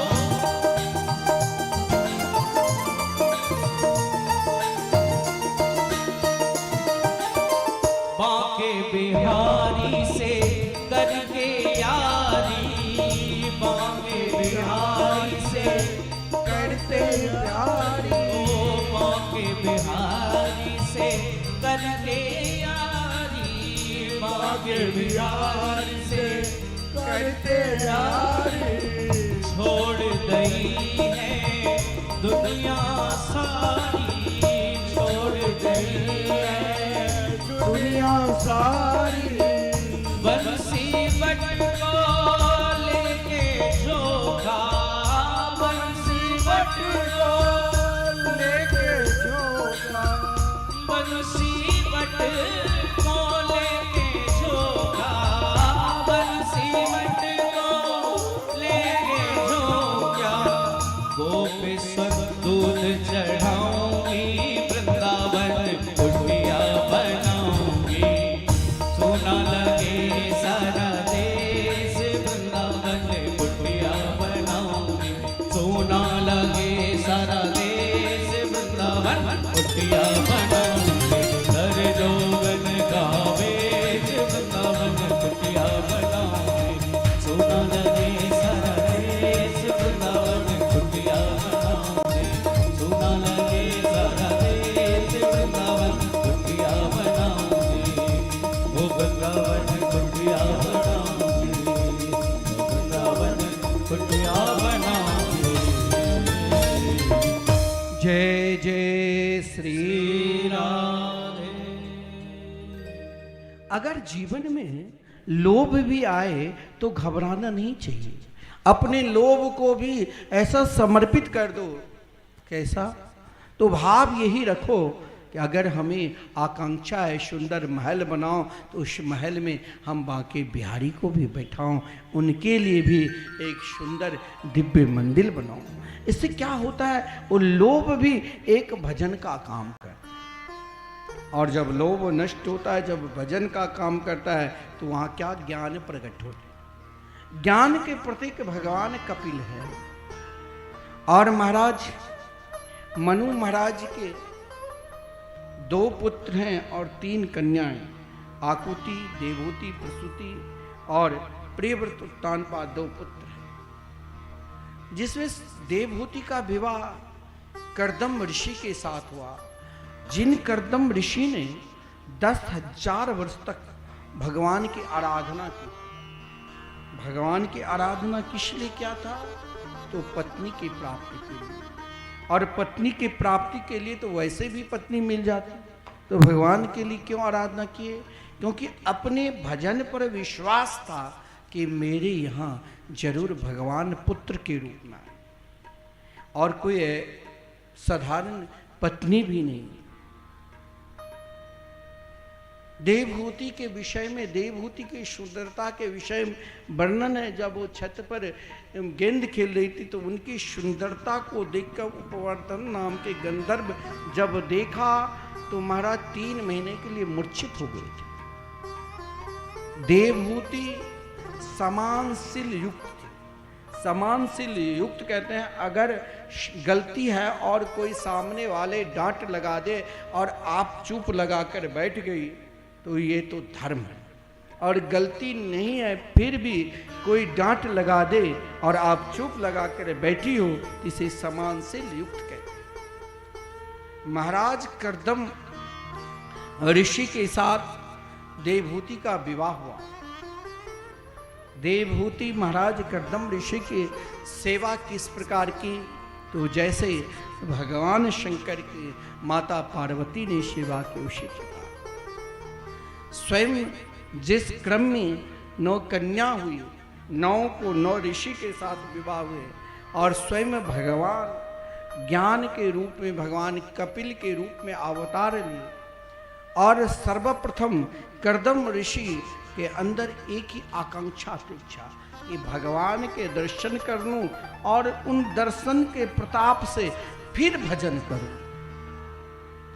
देखिए स्वयं भगवान पुत्र के रूप में आए और देखा कि मेरे पुत्र है, फिर भी भजन करने की आकांक्षा प्रकट की। भगवान से प्रार्थना भी की, हे प्रभु कहीं आपके ये जो प्रबल माया है, मोह है, हम आपके सुंदर श्री चरणों को देखकर कहीं मोहित ना हो जाए। अब देखिए स्वयं भगवान पुत्र के रूप में विराजमान है। अब आप स्वयं कल्पना करना, सोचना कि दुनिया में सर्वश्रेष्ठ कौन है। भगवान से भी श्रेष्ठ उनके मंगलमय नाम है, क्योंकि नाम क्या करते हैं, भगवान से निरंतर जोड़ कर रखते हैं। कर्दम ऋषि ने सोचा कि मैंने 10,000 वर्ष तक भजन किए, तो चलो भगवान मेरे घर में पुत्र के रूप में आए। अगर मैं भजन छोड़ दूंगा तो हो सकता है भगवान के स्वरूप को देखते रहूं लेकिन भजन ना बोलूं। जिस कारण कर्दम ऋषि को भगवान कपिल ने भी पहले अपनी माता देवहूति से पूर्व कर्दम ऋषि को सुंदर भागवत धर्म के उपदेश दिया। कर्दम ऋषि ने कहा, प्रभु मेरी आसक्ति एकमात्र आपके मंगलमय नाम की ओर बढ़े, अब मुझे ये महल नहीं चाहिए। भागवत में वर्णन है कि कर्दम ऋषि ने जिस प्रकार महल तैयार किए, उन महल को महाराज ऐसा विमान जो स्वर्ग लोक से लेकर वैकुंठ लोक तक पहुंच जाते थे, लेकिन फिर भी भजन नहीं छोड़ा। एक कथा आती है कि एक बार महाराज भोज के पास एक बहुत प्रबल पंडित आया। बोले दुनिया में ऐसा कौन सी चीज है जिसे कोई काट नहीं सकता है, उस बंधन में सब बंधे हुए हैं, बताओ। महाराज ने कोई उत्तर नहीं, अपने राजगुरु से कहा कि राजगुरु आप जरा, क्योंकि ये ब्राह्मण देव आए हैं विद्वान, इनका समाधान करो। 3 दिन निकल चुके, वो राजगुरु ने कोई उत्तर नहीं दिया। अब राजगुरु को इसीलिए रखा जाता था ताकि बाहर से कोई विद्वान शास्त्रार्थ करने के लिए आवे तो उनका उत्तर दे। और राजगुरु डर के मारे भाग गए जंगल के। इनका समाधान, इन ब्राह्मण देव का समाधान कि ऐसा कौन सा चीज है जिस बंधन में सब बंधे हुए हैं, प्राणी मात्र उस बंधन में बंधे हुए हैं। राजगुरु ने कोई किसी भी प्रकार के उत्तर नहीं दिया। राजगुरु निरुत्तर खड़े हैं।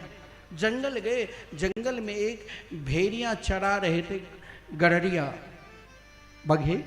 गडरिया ने देखा कि महाराज इतने बड़े विद्वान उदास, पूछा कारण क्या है। तो उस राजगुरु ने कहा कि महाराज एक विद्वान आए हैं जिसने कहा प्रश्न क्या, उन प्रश्न को उत्तर में सही नहीं दे पाया। अब लगता है कि राजा तो मुझे समाप्ति कर देगा, क्यों नहीं राज से निकल जाऊं। आपके पास समाधान है? उस गडरिया ने कहा हाँ मेरे पास समाधान है। तुम एक काम करो, पहले तुमको मेरा शिष्य बनना पड़ेगा। बोले अरे मैं ब्राह्मण, तुम गडरिया, मैं कैसे तेरा शिष्य बनूं? बोले बनना पड़ेगा, क्योंकि मैं तुम्हें वो वस्तु दूंगा जो राजा के पास भी नहीं है। बोले क्या? बोले मैं तुम्हें पारस मणि दूंगा। अब वो पारस मणि के लोभ से ब्राह्मण देव ने सोचा कि चलो कौन देखता है, जंगल में तो ये भेड़ियाँ चराने वाले हैं और केवल मैं हूँ। 2-4 कदम गए, लौट कर आ गए, ठीक है मैं तेरा शिष्य बनूंगा। शिष्य बन गए, लोभ है पारस मणि के। फिर कहा कब दोगे? बोले ठीक है समय आने दो। दूसरे दिन फिर उनके पास कहा कि बताओ कब पारस मणि दोगे? बोले मिलेगा, लेकिन एक काम करो, पहले तुमको मेरा झूठन खाना पड़ेगा। बोले मैं तेरा झूठन? अरे किसी का झूठन करने से खाने से महापाप लगता है। बोले तब जाओ भाई। फिर वो 2-4-10 कदम गए, फिर लौट कर आए कि भाई पारस मणि मिलेगा, कैसे जाऊं? कोई देखता है क्या? चलो इनका झूठन खा लूंगा। फिर तैयार हो गए। फिर जब झूठन आया निकट, बोले ऐसा झूठन नहीं, पहले भेड़िया की दूध मैं पीऊंगा, फिर ये जो कुत्ता है मेरे पास वो पिएंगे, और उसके झूठन तुम पियोगे। वो कह रहे मैं ऐसा नहीं कर सकता हूं। फिर चल दिए 100-50 कदम। फिर मन में सोचा कि अरे इस जंगल में कौन देखता है, कोई तो है भी नहीं, चलो झूठन ले लेंगे, एक बार आंख बंद करके पी लूंगा, फिर प्रायश्चित कर लूंगा। और पवित्रो वा सर्वावस्थानम गतो पीवा यह स्मृत पुंडिकाक्ष सवायावंतर सूची। पवित्रता के बन जाओ। अरे क्या प्रायश्चित, सब कुछ के तो प्रायश्चित है, लेकिन पारस मणि तो मिल जाएगा। पारस मणि के लोभ से उसने कहा ठीक है मैं तेरा झूठन भी लूंगा, कुत्ता के भी झूठन। फिर वो आया तीसरे दिन ब्राह्मण दिन, फिर कहा कि ऐसा नहीं, आज पहले मैं पीऊंगा, फिर मेरे कुत्ता, फिर इस भेड़िया के जो लीद है विष था वो डालकर आपको पीना पड़ेगा। अब तो फिर भागा कि अब बस की बात नहीं। फिर जब 100-200 कदम गए, सोचा महाराज पारस मणि मिल जाएगा, चलो आंख बंद करके पी लूंगा। आया, वो जैसे व्यवस्था थी, अब उसने जब ही पीने की कोशिश की, वो भेड़िया चराने वाले ने उनको हाथ पकड़ कर एक थप्पड़ लगा दिया। कहा ऐसा तुमने क्यों किया? बोले कि तुम सबसे अधिक मूर्ख हो। जो प्रश्न तुम लेकर आया था ना मेरे पास, उनका समाधान मैं बता रहा हूं। अगर मेरे पास पारस मणि रहता तो क्या मैं यहाँ भेड़ियाँ चराते? फिर तो मैं राजा के पास उनके ही महल पर दूसरा महल तैयार कर देता। लेकिन तेरे अंदर आसक्ति है कि चलो अगर राजा ने दंड दे दिया तो फिर मेरे बच्चे के क्या होंगे, मेरे परिवार की क्या मिलेंगे। तुम्हारे अंदर जो एक आसक्त ममता रूपी आसक्ति जो है, उसी बंधन में तो सब बंधे हुए हैं। ये ममता रूपी आसक्ति को ही हमें श्री कृष्ण के चरणार बिंद में समर्पित करना है। ममता रूपी आसक्ति के बंधन में तो सारा संसार है। जय हो। ये बंधन कहाँ छूटते हैं। लेकिन कर्दम ऋषि ने भगवान से प्रार्थना की, हे प्रभु अनन्य ममता विष्णु ममता प्रेम संगता, हमें तो केवल आपके चरणार बिंद में प्रेम चाहिए और मुझे आज्ञा दीजिए ताकि मैं भजन करूं। कर्दम ऋषि भजन करने के लिए जंगल गए। इधर माता देवहूति ने भी भगवान कपिल से अनेक प्रकार के प्रश्न कर दिया। योगा अध्यात्मिका पुंसाम, अध्यात्मनिष्ठ महापुरुष कौन है? मैं कैसे समझूं कि यह अध्यात्मनिष्ठ महापुरुष है? जब तक जीवन को अगर बदलना है, परमात्मा के चरणार बिंद में समर्पित करना है, तो अध्यात्मनिष्ठ महापुरुष के संग करना पड़ेगा। क्योंकि भगवान कपिल के निकट उनकी माता देवहूति ने कहा, पुत्र क्या बताऊं, संसार के समस्त सुख सुविधा से थक चुकी हूं। ऊब चुकी हूँ। आँख नई नई वस्तु को देखने की इच्छा प्रकट करते हैं, कान नई नई स्वर लेने की इच्छा प्रकट करते हैं, जीवा नई नई व्यंजन खाने की इच्छा प्रकट करते हैं। हर इंद्रिय अपने अपने ओर खींच रहे हैं, किससे संभालूं? एक को संभालता हूं तो दूसरे दौड़कर निकट आकर कहते हैं मेरे इच्छा की पूर्ति करो। अपने अपने अनुसार खींच रहे हैं। अब मैं खिन्न हो चुकी हूँ, अब मैं उदास हो चुकी हूँ। जब अपने आप को थक जाओगे ना, तभी भगवान की कृपा होगी। और यह प्रश्न कौन किया? तो माता देवहूति ने किससे? अपने पुत्र भगवान कपिल भगवान से। भगवान कपिल ने कहा माता, भगवान की प्राप्ति के लिए और प्रेम जागृत करने के लिए सबसे सुगम और सरल मार्ग बताया कि योगा अध्यात्म कह पुंसाम। अध्यात्मनिष्ठ जो महापुरुष है उनकी संग करो। साधु संत आपको बहुत मिल जाएंगे। धर्म के व्याख्या देने वाले भी आजकल गांव-गांव में आपको बैठे हैं कि महाराज आप हमें केवल भोजन दे दो, कथा सुन।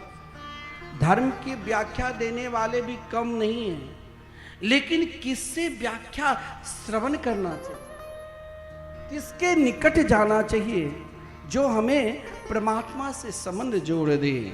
तो कहा योग अध्यात्मनिष्ठ जो महापुरुष है उनके संग करो। बोले अध्यात्मनिष्ठ महापुरुष हमें कहाँ मिलेगा? आजकल तो बहुत लोग कहते हैं आप तो साधु संत कहीं है ही नहीं, सब ढोंग पाखंड। आजकल कब रंग ले लिया, थोड़ी सी कपड़ा लाल पीला कर लिया, पहन लिया, लोग समझते साधु है। बड़े बड़े आश्रम बना लिया, लोग समझते साधु संत है। पूरा घर परिवार फैक्ट्रियां चल रही है, लोगों को समझ में नहीं आता है। बोले संतों की तो यही लक्षण है। क्या योग अध्यात्मनिष्ठ महापुरुष के पहचान क्या है? अजात शत्रव।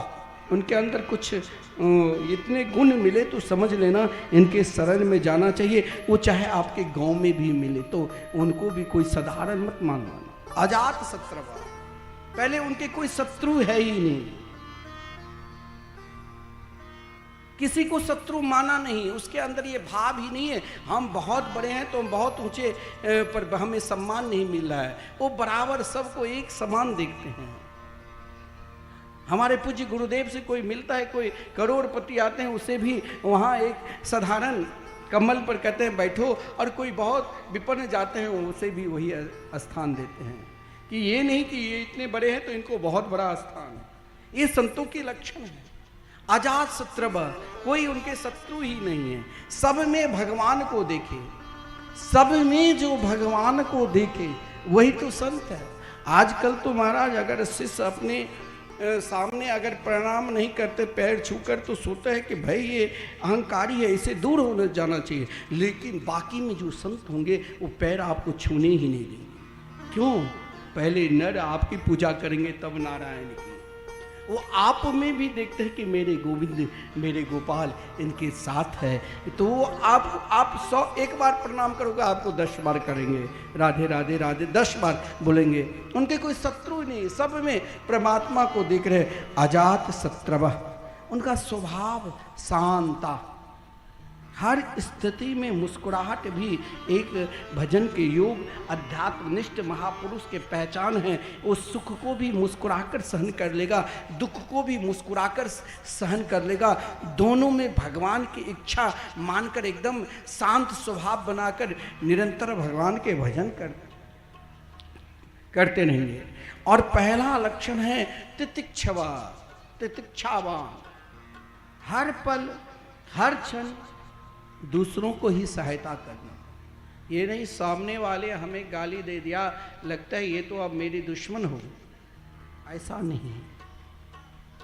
उनको भी हमें आदर देना है, हमें उनके जीवन को बदलना है।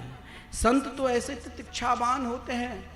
एक संत थे श्री हरिदास जी महाराज, जो गंगा जी में स्नान करने के लिए जाया करते थे, और जब स्नान करके लौटते थे तो एक दुष्ट ने उनके ऊपर गाली दे देता था, कभी मिट्टी फेंक देते थे, कभी थूक दे देता था, कभी झूठन पानी फेंक देते थे। ऐसा एक दो बार नहीं, अगर मेरे को एक बार कोई ऐसा अपमान करे तो पहले उसे उठाकर पटक कर 2-4 थप्पड़ लगा दूं, लेकिन उस संत का ये लक्षण नहीं है। उसने तो 108 बार अपमान किया और जब वो थक गए तो उनके चरण पकड़कर रुदन करने लगे। संत ने कहा, तुमने तो मेरे ऊपर कृपा की, रोज में एक बार गंगा जी में स्नान करने के लिए जाया करते थे, आज तुमने तो मुझे 108 बार गंगा जी में स्नान करने का फल प्रदान कर दिया। तुम तो मुझसे भी बड़ा संत हो। ये एक प्रतीक्षावान सब में ढूंढते हैं कि हमसे श्रेष्ठ है, हम तो कुछ है ही नहीं, हम तो एक दास है। संत का यह भी एक पहचान है, करुणा भाव रहता है। करुणा भाव किसके अंदर है? जिसके हृदय में करुणा निधान विराजमान है। करुणा भाव, दया भाव, तस्मात् सर्वेषु भूतेषु दयाम कुरुत सोहृदम। संपूर्ण प्राणी मात्र के ऊपर जिसके अंदर करुणा भाव हो, दया भाव हो, वो भी अध्यात्मनिष्ठ महापुरुषों की पहचान है। अध्यात्मनिष्ठ महापुरुष के सबसे बड़ा एक और पहचान है क्या, कि सूर्योदय सर्वदेही नाम, संपूर्ण प्राणी में अपने इष्ट को देखे। यह पहचान कोई महापुरुष संत ही कर सकता है। हर प्राणी में अपने इष्ट को देखे। तो आजकल महाराज बड़े बड़े पंडालों में, अभी आप सुना होगा उत्तर प्रदेश में हाथरस में, जो उनके चरण के मिट्टी लेने के लिए ना जाने कितने 200-400 मर गए, और भगवान बना हुआ है। खुद आजकल बड़े बड़े विधर्मी शब्द भी सोचा कि अध्यात्म धर्म ऐसा श्रेष्ठ है जो ना उनको ज्ञान है ना कुछ पहचान है। सब ऐसे बैठकर आप कैसे पहचानोगे कि ये, अगर आपने को तो केवल प्रवचन सुनना है, लेकिन ऐसे ऐसे विधर्मी बैठकर प्रवचन सुना रहे हैं जो वहाँ यही प्रमाण है, जो वहाँ पाप अत्यधिक बढ़ रहा, अशांति वहाँ लगेगा। वो स्वयं अपने आप को, उसको भगवान पर भी विश्वास नहीं है। अगर भगवान से डर लगता ना तो ऐसा काम ही नहीं करता। जो भगवान से ना डरे वही ये काम कर सकता है। केवल लोग मुझे पहचाने, लोग पहचान के लिए भगवान को भी भूल जाते हैं।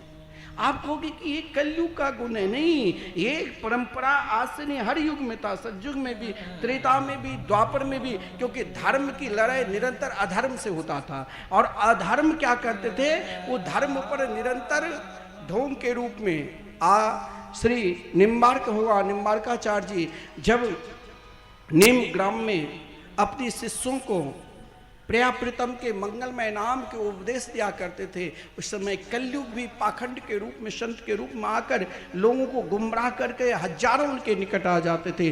लेकिन जब निम्बार्क भगवान के प्रभाव को दिखता तो सब उनके पास निकट दौड़ते हुए चले आते थे। तो महाराज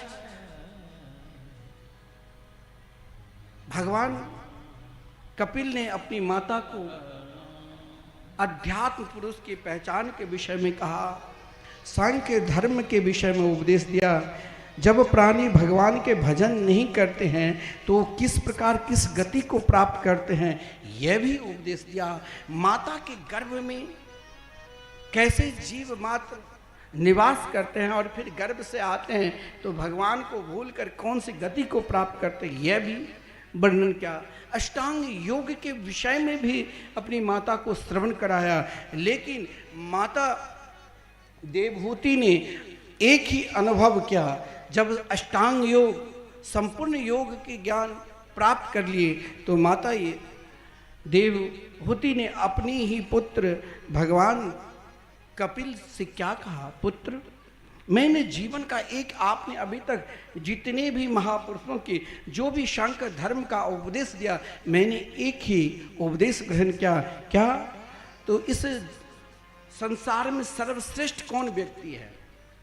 सर्वश्रेष्ठ वही व्यक्ति है जिसके विषय में कहा गया है, ओहो बत स्वपचितोपि गरिया जह जीवाग्रे वर्तते नाम तोभ्यम ते पुस्तपस्ते जुहबो सस्नुरार्या ब्रह्मानुचूर्णा गृह्णन्ति ते। इस दुनिया में सर्वश्रेष्ठ कौन है? प्रश्न उठता है। इस दुनिया में सर्वश्रेष्ठ वो प्राणी हैं, ओहो बता स्वपचितोपि गरिया, चाहे वो महान से महान मांसाहारी क्यों ना है, अगर वो भगवान के भजन करते हैं, चाहे वो स्वपचवत क्यों ना हो, ओ बता स्वपचितोपि गरिया, अगर वो भगवान के मंगलमय नाम लेते हैं तो उसे श्रेष्ठ कहा गया है। और सभी गुण से संपन्न हैं, बहुत बड़े ज्ञानी हैं, बहुत बड़े ध्यानी हैं, अगर वो भगवान के नाम जाप नहीं करते हैं तो उसे श्रेष्ठ नहीं कहा गया है। सजन, भगवान कपिल ने अपनी माता को सुंदर भागवत धर्म का उपदेश दिया, पुनः वहाँ से प्रस्थान किए और गंगा किनारे आज भी हम सब भगवान कपिल के दर्शन करने के लिए गंगा सागर जाते हैं। उनके दर्शन मात्र से ही जीवन के बंधन, पाप रूपी संपूर्ण बंधन दूर हो जाते हैं और ज्ञान की प्राप्ति होती है।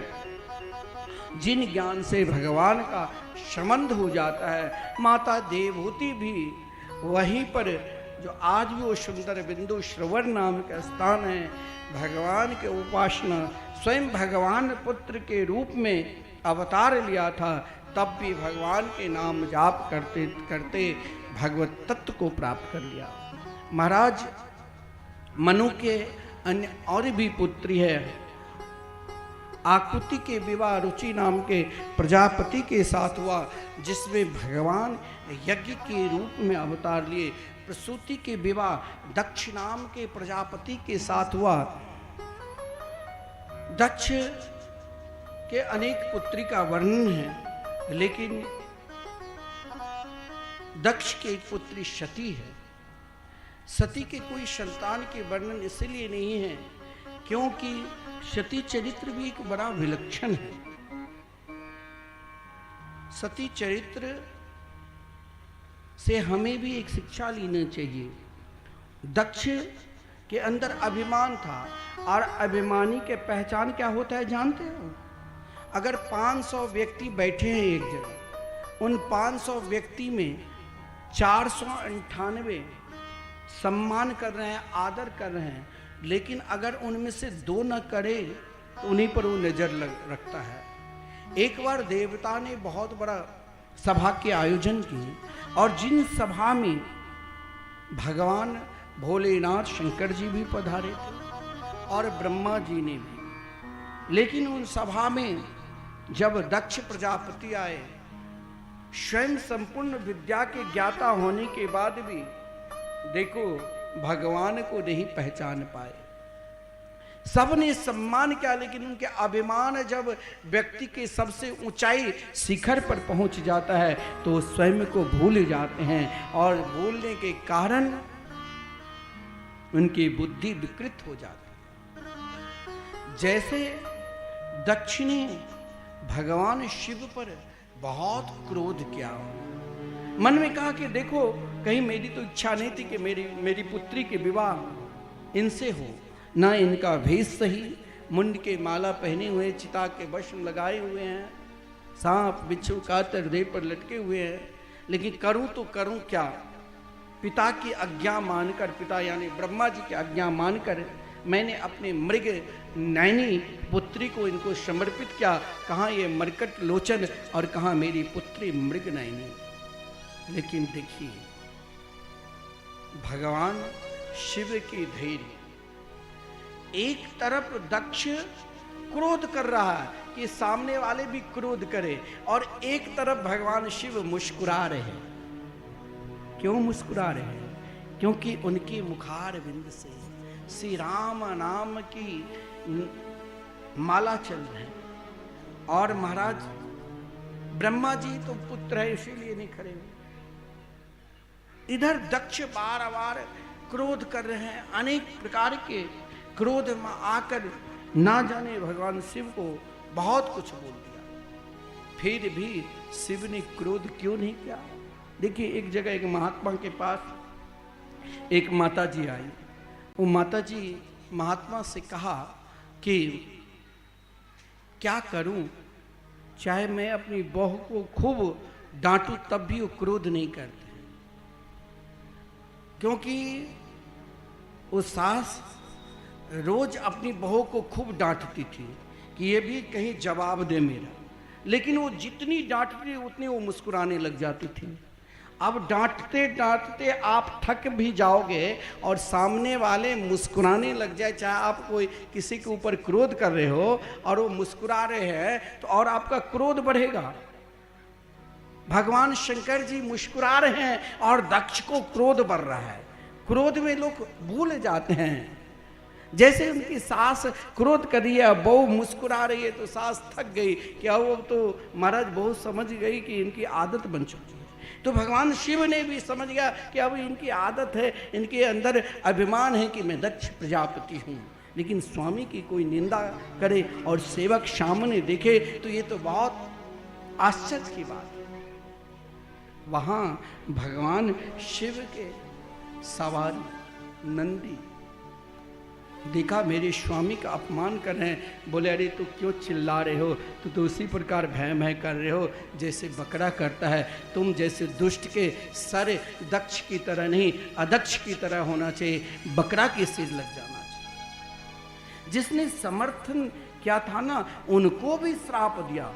कोई पाप कर रहा है तो ताकत है तो या तो उनकी जी काट लेना चाहिए, लेकिन कौन जी काटे? कोई आपके इष्ट के निंदा करे, कोई अपमान करे, और नहीं तो वहां से हाथ जोड़कर चले जाना चाहिए। भगवान भोलेनाथ ने तो सीधे दिखा, यहाँ अब वाद विवाद अत्यधिक बढ़ गए, क्यों नहीं यहाँ से छोड़कर चले जाओ, पुनः कैलाश पर्वत पर चले गए।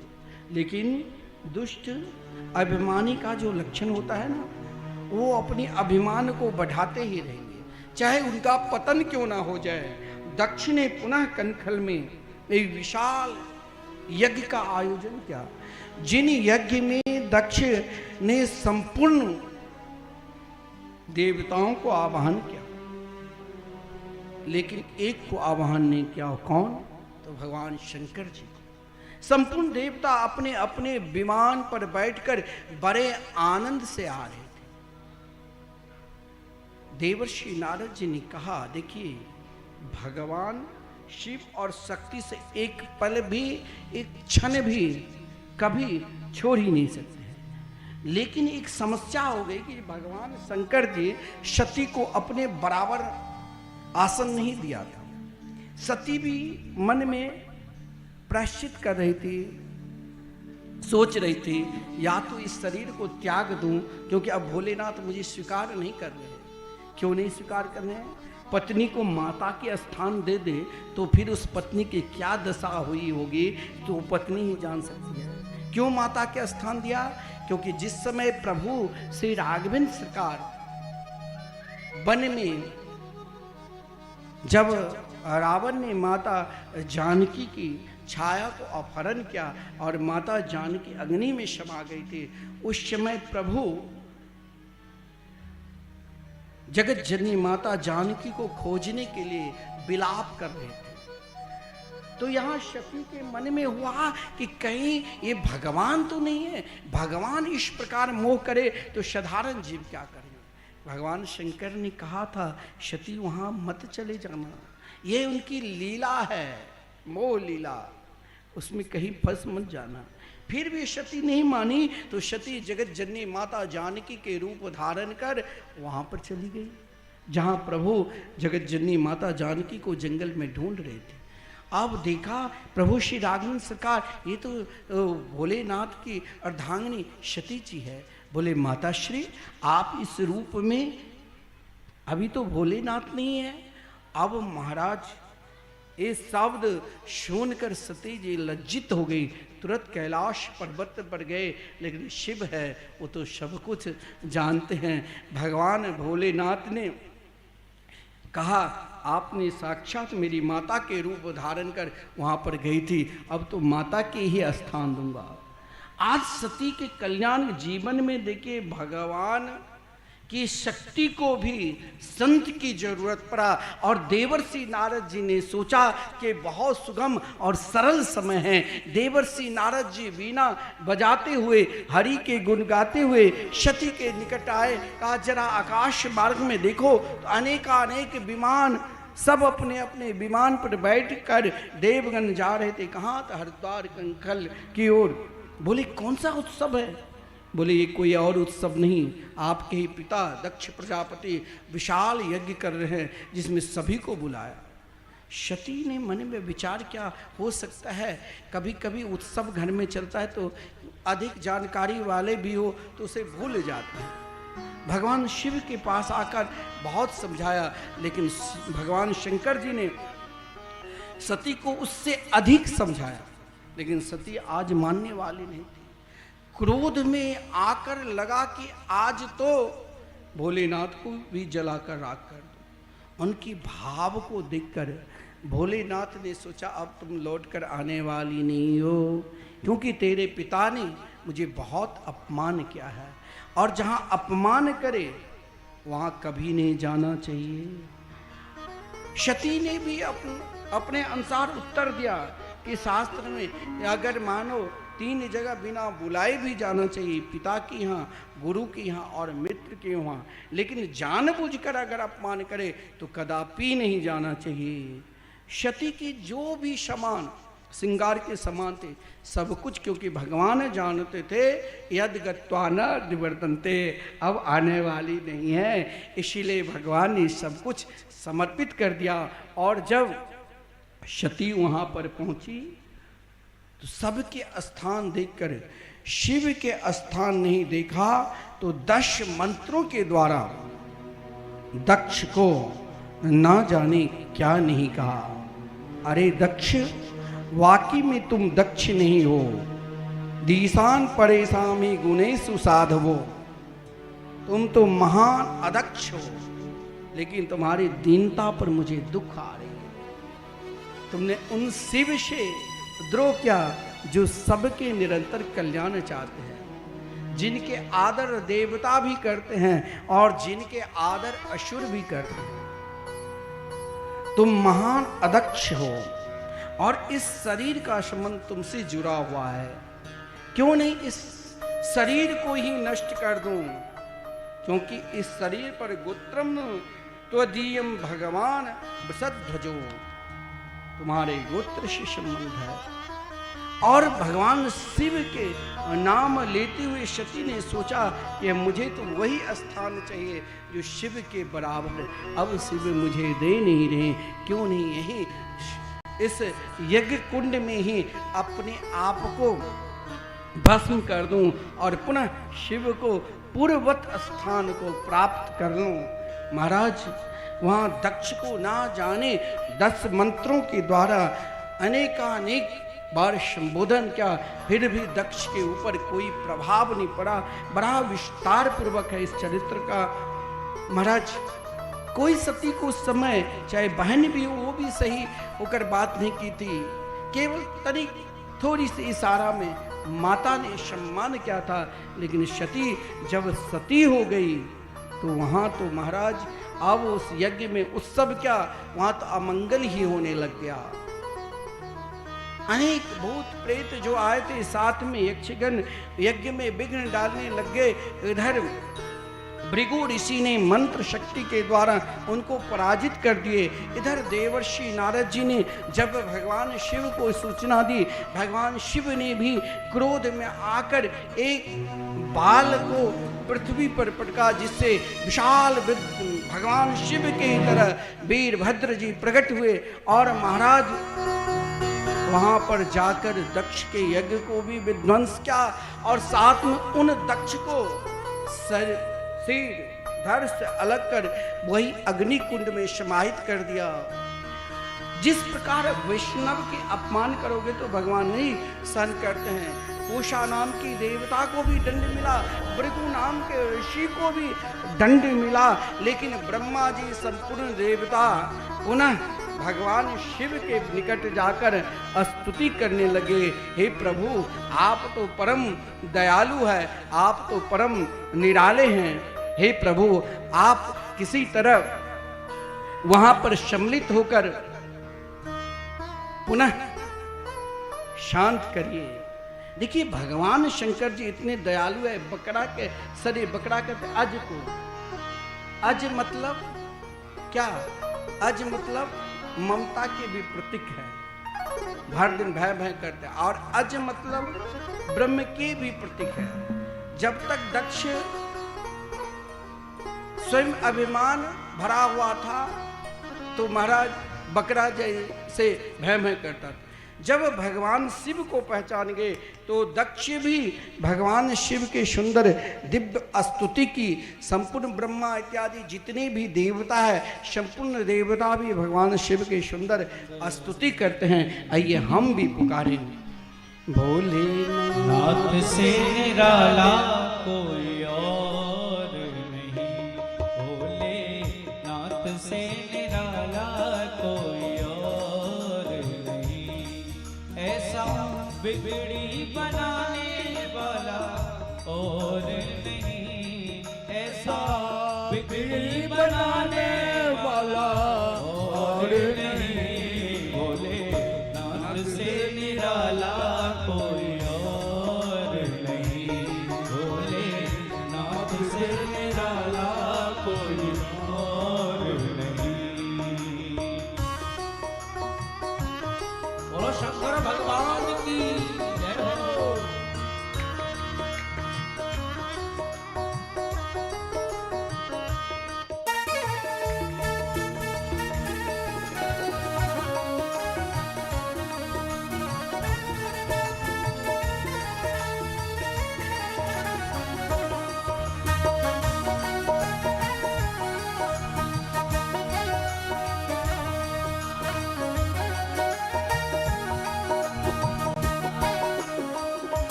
उनका डमरू डम डम बोले, गम निगम के भेद खोले, उनका डमरू डम डम बोले, अगम निगम के भेद खोले, उनका डमरू डम डम बोले, गम निगम के भेद खोले, उनका डमरू डम डम बोले, अगम निगम के भेद खोले। ऐसा डमरू बजाने वाला, ऐसा डमरू बजाने वाला और नहीं, भोले नाथ से निराला कोई और नहीं, भोले नाथ से निराला कोई और नहीं। हर हर महादेव।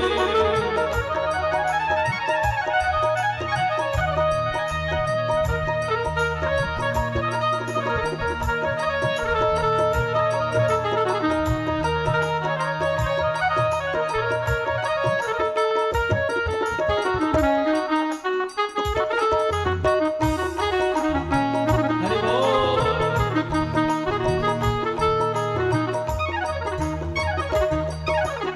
काया जब जब करवट बदले, पाप चमकते अगले पिछले, काया जब जब करवट बदले, हो काया जब जब करवट बदले, पाप चमकते अगले पिछले, काया जब जब करवट बदले, पाप चमकते अगले पिछले। ऐसा जोत जगाने वाला, ऐसा जोत जगाने वाला और नहीं, भोले नाथ से निराला कोई और नहीं, भोले नाथ से निराला कोई और नहीं, नाथ से निराला कोई और नहीं।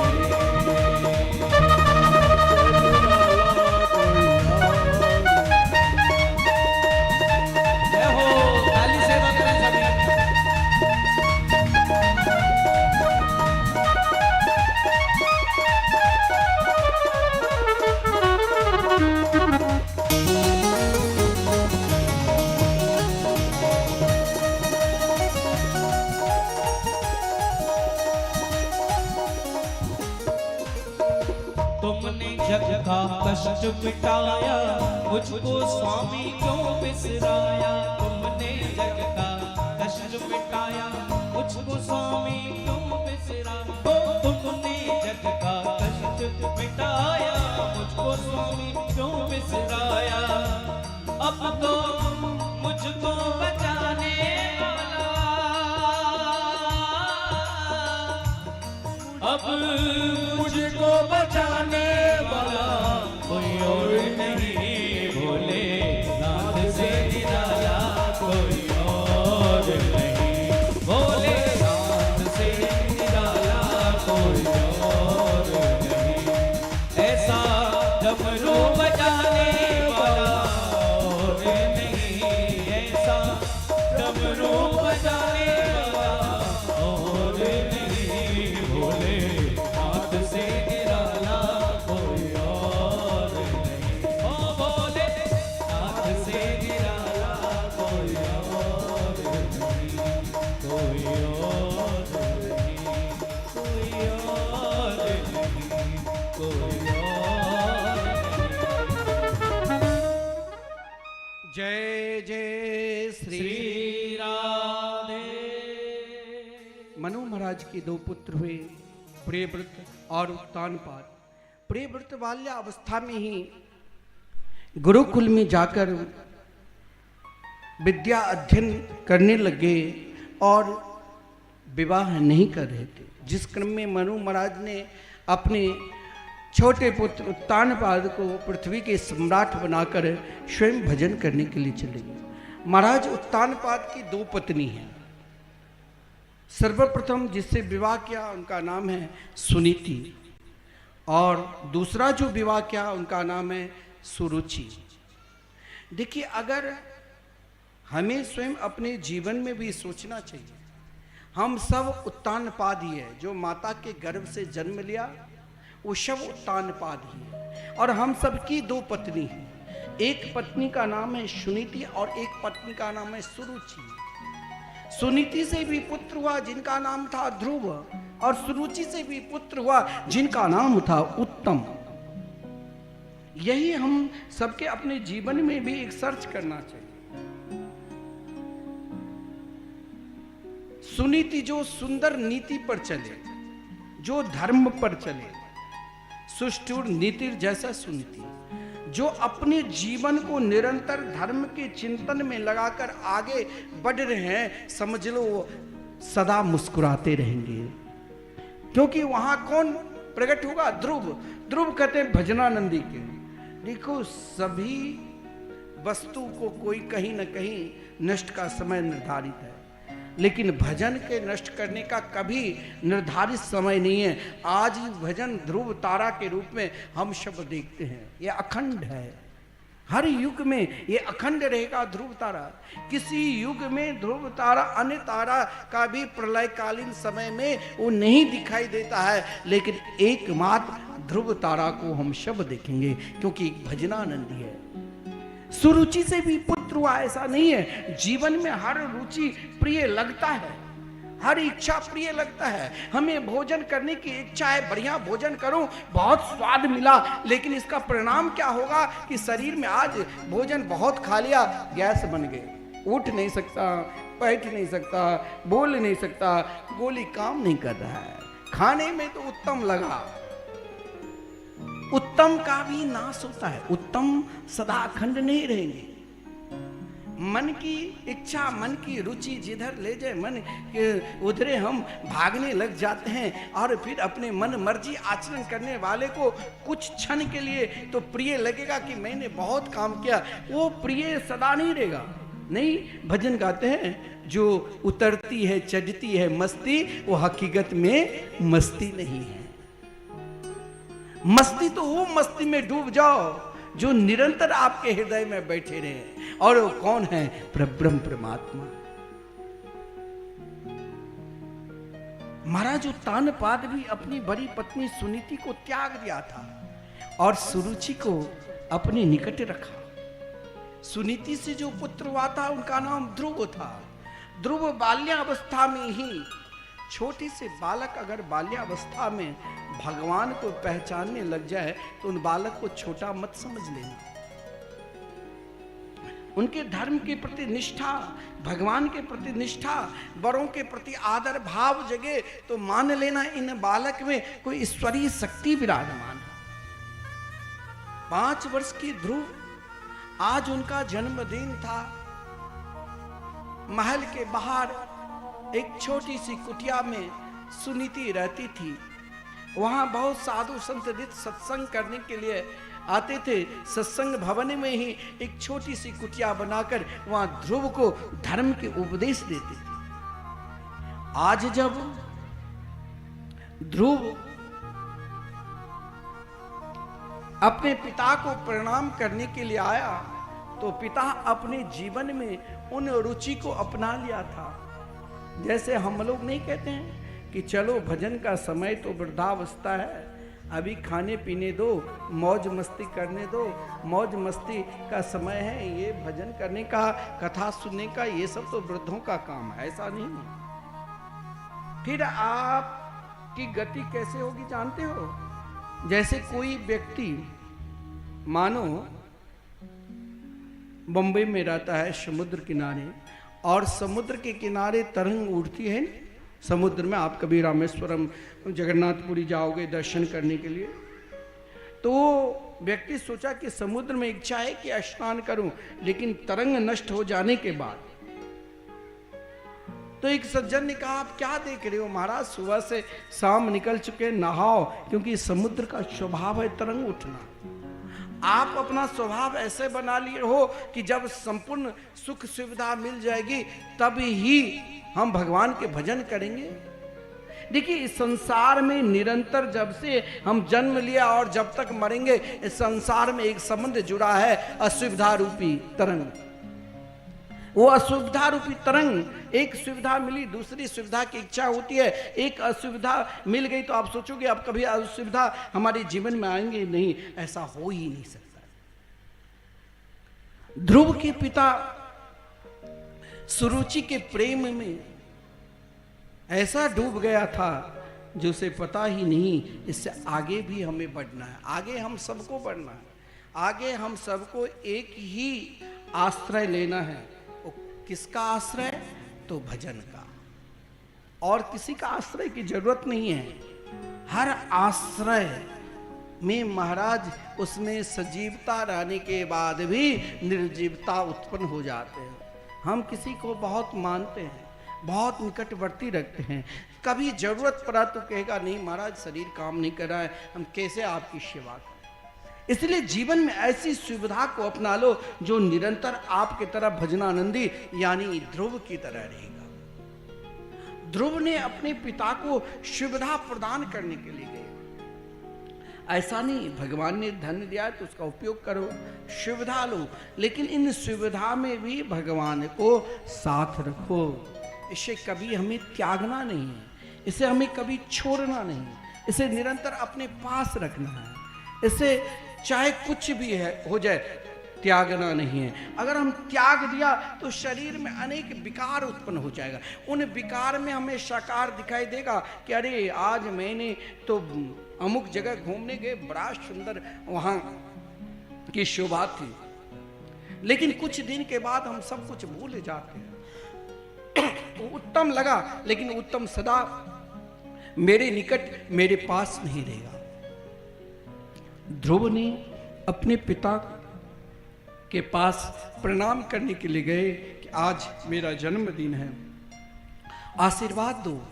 पिता ने कहा आओ बेटा मेरे पास, लेकिन माता ने कहा जब आप संसार की सुख सुविधा को आनंद ले रहे हैं, भोग ले रहे हैं, उस समय है उस सुविधा में इतनी तरंग प्रबलता है जो भगवान के निकट नहीं जाने देंगे। अगर आप संसार की सुख सुविधा को आनंद ले रहे हैं और उस आनंद में यदि आपने अपने जीवन का थोड़ा सा भाग को भगवान की ओर लगा दिया तो आप जीवन में कभी दुख नहीं प्राप्त करोगे। वो दुख भी आपके लिए ध्रुव बन जाएगा। उत्तम संसार में ये शरीर हमने जन्म लिया, जन्म से आज तक ना जाने ये शरीर कैसे कैसे रूप में आ गए। वर्तमान समय हम इस रूप में हैं और भी धीरे धीरे जरा वृद्धा अवस्था को प्राप्त कर जाएंगे। उन अवस्था में भी हमें सहारा चाहिए, लेकिन उन सहारा ने हमें कहीं महाराज अपमानित रोटी दे दिया, तो कहीं हमें महाराज भगवान से प्रार्थना करने लगे, अब महाराज इनको स्थान दे दो, क्योंकि अब ये कोई लायक बचा ही नहीं। लेकिन ये उत्तम जिससे हमने खूब आनंद लिया, सुख प्राप्त किया, और आज हम प्रार्थना करें प्रभु इसे अब आप संभालो अपने में। बहुत वृद्ध हो चुके हैं, दिन रात सेवा करना पड़ रहा है, शरीर इनका अब काम नहीं कर रहा है, बिस्तर पर ही सारी क्रिया, हे भगवान उठा लो। ये उत्तम ही निरंतर एक समान नहीं रहेगा, लेकिन वही संबंध यदि भगवान से जुड़ गया तो भगवान ने कहा अब मैं इसे हृदय से लगाऊंगा, अब मैं अपने बराबर बैठाऊंगा। लेकिन हमारे जीवन की जो रुचि है, जैसे ध्रुव को सिंहासन पर बैठने की कोशिश तो क्या, परंतु ध्रुव को उनकी मां सुरुचि ने क्या कहा, तपसा राधे पुरुषम तस्सेवानु गृहेण में गर्भितुम साधयात्मानं यदीच्छसि नृपाशनम। जीवन में एक ऐसा कार्य कर लो जो सदा मन कहे कि हम तो वृंदावन से जुड़ गए हैं। आज वृंदावन में न जाने 31 वर्षों से संकीर्तन चल रहे हैं। कोई एक दिन का कीर्तन 1500 देकर अपना नाम से 24 घंटा कराते हैं, और वो क्रम ऐसा है जो 31 वर्षों से। आज विश्व में प्रथम बार हमारे पंडित जी प्रारंभ में कहा था, श्रीमद् भागवत महापुराण के मंदिर बनने जा रहे हैं। भागवत कथा आप ना जाने कई जगह सुने होंगे, लेकिन संपूर्ण कथा और संपूर्ण पाठ आप एक साथ नहीं पाठ सुन सकते हैं। संपूर्ण और ना संपूर्ण कथा कोई भी वक्ता आ जाए, संपूर्ण भागवत की कथा अगर आप हमसे कहो तो जब तक मेरा श्वास है और भागवत कथा सही में एक एक श्लोक का वर्णन और उनकी व्याख्या करने लग जाए तो फिर भी चलता रहेगा। ना जाने अनेकानेक वक्ता है, निरंतर भगवान की चरित्र का नित्य गान करते हैं, तब भी वो चरित्र नित्य नूतन का ही अनुभव होता है। कहा गया है, यद्यपि कहे बहुविध कवि महिमा अपार, तदपि नित्य नूतन रे कृष्ण चरित्र उदार। आज वही भगवान के अनेक रूप के मूर्ति श्रीधाम वृंदावन में विराजमान है, रूप की छवि है, लेकिन श्रीमद् भागवत महापुराण के मंदिर एकमात्र परिक्रमा मार्ग में श्रीधाम वृंदावन में बनने जा रहे हैं, जहां पर 18,000 श्लोक एक साथ दर्शन करेंगे। इन श्लोकों में कई लोग YouTube चैनल से देख रहे हैं। कल एक सज्जन ने फोन किया कि आप भागवत मंदिर के विषय में क्यों नहीं कहते हैं, क्योंकि उसका सहयोग बहुत बड़ा है। मैं कहा मैं बता दूंगा समय आने पर। तो भागवत मंदिर में एक श्लोक, यानी आपकी इच्छा है कि मैं कथा उतना समर्थ नहीं है 2-4-10 लाख खर्चा करने की, तो हमें भी कथा कराना है अपने नाम से, अपने पूर्वजों के नाम से, तो आप श्री धाम वृंदावन में यदि एक श्लोक का मात्र 51 है समर्पित करते हैं तो आपके घर के कोई भी लोग जाएंगे तो वो आपके नाम से सोचेगा। ये निरंतर वहाँ पर केवल आप भागवत श्लोक का ही नहीं दर्शन करेंगे, वो शब्द ब्रह्म वाणी के रूप में नित्य गुणगान चलते रहेंगे। ये एक अखंड जीवन का एक ऐसा संबंध जुड़ो। आज हम भागवत कथा कराते हैं ना, तो ये जीवन का एक संबंध है, ये एक जन्म का संबंध नहीं है। आज हमने कथा श्रवण करा ली, हमारे पूर्वजों को 21 पीढ़ी के पूर्वजों को सदगति मिल गई, नहीं अब हमें भी सदगति मिल गई, क्योंकि भागवत कथा कराने के बाद हमारे रोम में सारे 3 करोड़ रोम है, उतने तीर्थों में जाने का फल मिलता है और उतने ही देवी देवताओं की उपासना के फल मिलता है। लेकिन ये भागवत तो नाम पुराण है, इनका संबंध तो एक जन्म कौन के अनेक जन्म ध्रुव की तरह व्याप्त रहेगा, ध्रुव की तरह संबंध रहेगा। ध्रुव तारा को जिनकी परिक्रमा सप्त ऋषि करते रहते हैं, जब हम एक दिन भगवान की कथा सुनते हैं या करवाते हैं तो भगवान भी उन भक्त की चर्चा अपने दिव्य लोक वृंदावन में करते रहते हैं। तो ध्रुव की माता सुरुचि ने सोचा अभी अरे राजा को अभी भोगने दो, राजा को तुम उधर धर्म की ओर मत लगाओ। इसलिए ध्रुव के हाथ पकड़कर कहा कि तुम राजा के अप्रिय पत्नी के पुत्र हो। ध्रुव समझदार बालक, अगर कोई मन में संकल्प ले लिया कि मुझे ये काम करना है तो संकल्प एक भगवान के ही स्वरूप है और संकल्प के पूर्ति कभी न कभी भगवान करते ही है। केवल संकल्प सत्य के प्रतीक होना चाहिए, धर्म के प्रतीक होना चाहिए, परमात्मा के प्रतीक होना चाहिए। ध्रुव का संकल्प था कि माता श्री ने ऐसा प्रश्न क्यों किया, क्योंकि मेरी माता तो निरंतर एक ही बात कही कि पुत्र चाहे कुछ हो जाए भगवान के भजन मत छोड़ो, सत्संग मत छोड़ो। और यहाँ माता सुरुचि ने क्या कहा, तपसा राधे पुरुषम तस्से बानुग्रहिणा में, जाओ तुम जंगल में जाकर तप करना और भगवान दर्शन दे तो वो कहना मेरे ऊपर अनुग्रह करो ताकि मैं सुरुचि का पुत्र बनूं। गर्भे तुमसे आदि आत्मानम यदीक्षसे नृपाशनम। अगर ऊंचे पद को प्राप्त करना है, कोई आपसे कह दे तुम तो बहुत छोटे हो, ये बात किसी को नहीं कहना चाहिए कि तुम बहुत छोटे हो, देखो मैं इतने बड़े। पता नहीं वो जिससे तुम आज नकार रहे हो कल वो ना आपको नकार दे। इसीलिए कभी किसी को घृणित भाव से मत देखो, निरंतर उसे आदर करो, सम्मान करो। ना जाने कब इनके ही बच्चे, इनके ही कोई ना कोई एक ऐसा पद को प्राप्त कर ले जहां आप सोच भी नहीं सकते हो। यही तो ध्रुव ने अपनी माता से कहा। एक प्रश्न से सुरुचि को चुप कर दिया, दूसरा प्रश्न सुरुचि ने नहीं किया। ध्रुव ने कहा अच्छा भगवान अनुग्रह करते हैं पद के लिए तो मैं क्यों नहीं सर्वश्रेष्ठ पद को प्राप्त कर लूं ताकि भगवान को ही प्राप्त कर लूं, फिर मुझे इस गर्भ में आने की जरूरत नहीं। ध्रुव के अंदर देखिए अपमान में महाराज, अपमान एक बाण की तरह होता है, बाण की वेदना की तरह। ध्रुव की भी वेदना हुई लेकिन उन वेदना को रोकने की ताकत उनकी माता थी। इसलिए तो हमारे शास्त्र में कहा गया है मातृदेवो भव।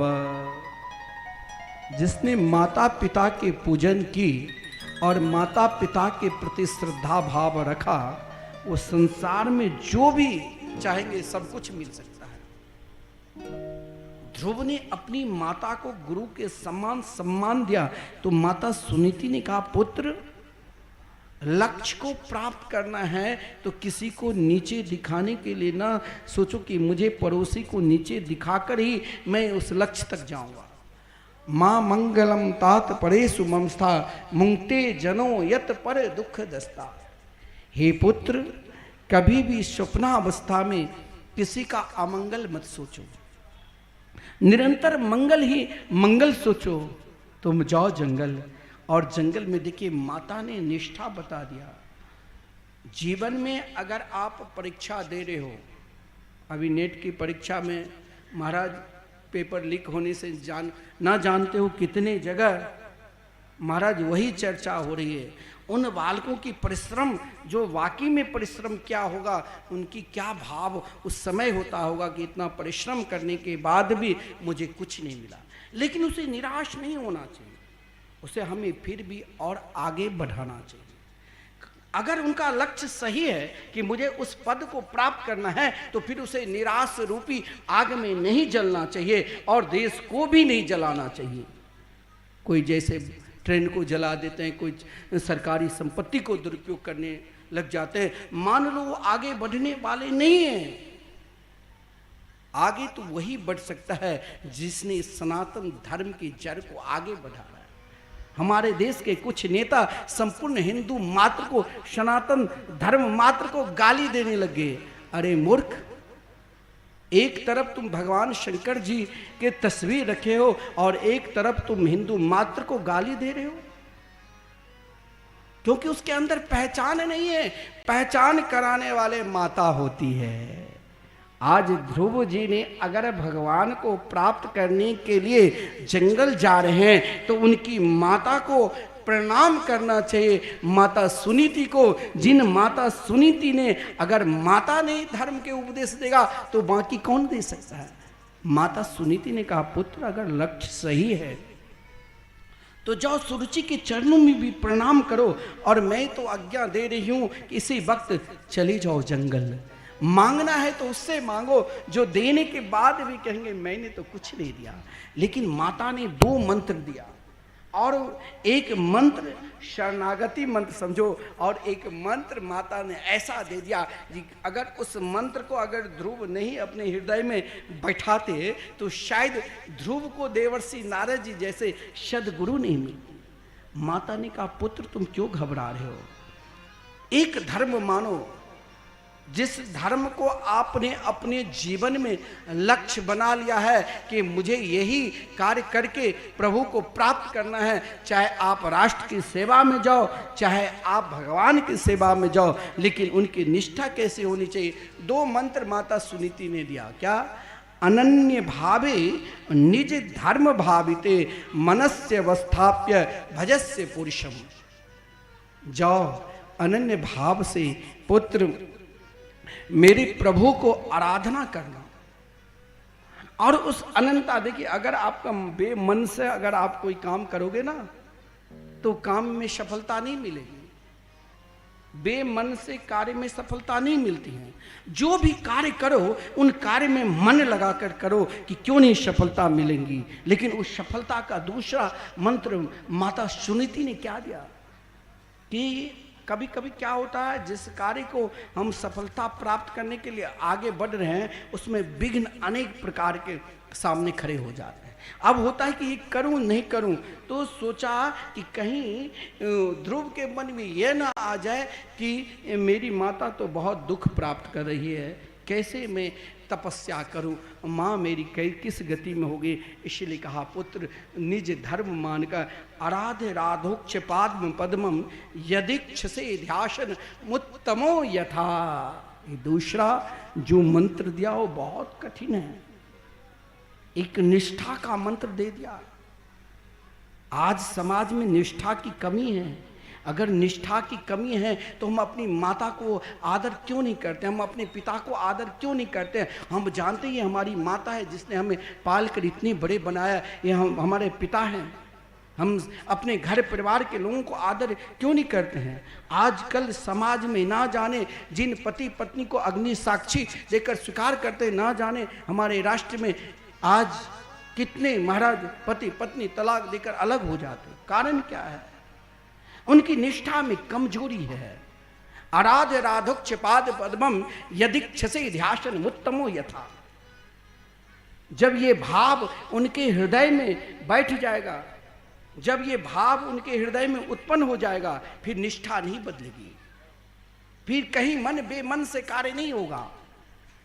ये मन तो हर जगह परमात्मा के निकट ला देते हैं, ये मन तो मनमोहन से जोड़ देते हैं। फिर ये मन बेमन क्यों हो जाता है? क्योंकि उस कार्य में हमारी निष्ठा नहीं है, उस कार्य में हमारे भाव नहीं है। ध्रुव की माता ने पुत्र को धर्म का भी उपदेश दे दिया कि उस धर्म में तुम जा रहे हो जिस धर्म में नाना प्रकार के कष्ट भी होगा तो भी तू विचलित मत होना, जब तक अपने लक्ष्य को पूर्ण नहीं कर लेना। लेकिन ये लक्ष्य उन महापुरुषों के चिंतन करते जाओ जिनके संग में आने से ये जीवन काक जीवन भी हंस बन जाते हैं। संतों के संग में लगकर जाओ और कृपा होगी। ध्रुव जी भी माता की आज्ञा लेकर जा रहे हैं और पुकारते हुए क्या, संतन के संग लागे रे तेरी अच्छी बनेगी। संग लाग रे तेरी अच्छी बनेगी। संतन के संग लाग रे तेरी अच्छी बनेगी। अच्छी बनेगी तेरी बिगड़ी बनेगी। अच्छी बनेगी तेरी बिगड़ी बनेगी। अच्छी बनेगी बिगड़ी बनेगी, अच्छी बनेगी तेरी बिगड़ी बनेगी। संतन के संग, संतन के संग संग लागे तेरी बिगड़ी बनेगी। संतन के संग संग लागे तो तेरी बिगड़ी बनेगी।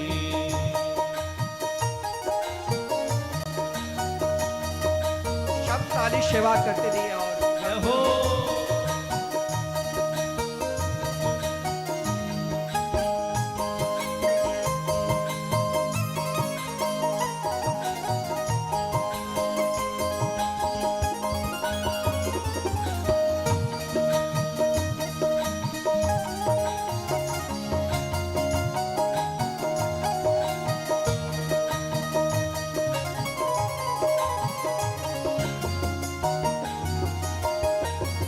संतन संग करे पुण्य कमाई, संतन संग करे पुण्य कमाई, संतन संग करे पुण्य कमाई, संतन संग करे पुण्य कमाई। होए तेरा बड़ो भाग्य रे, तेरी अच्छी बनेगी।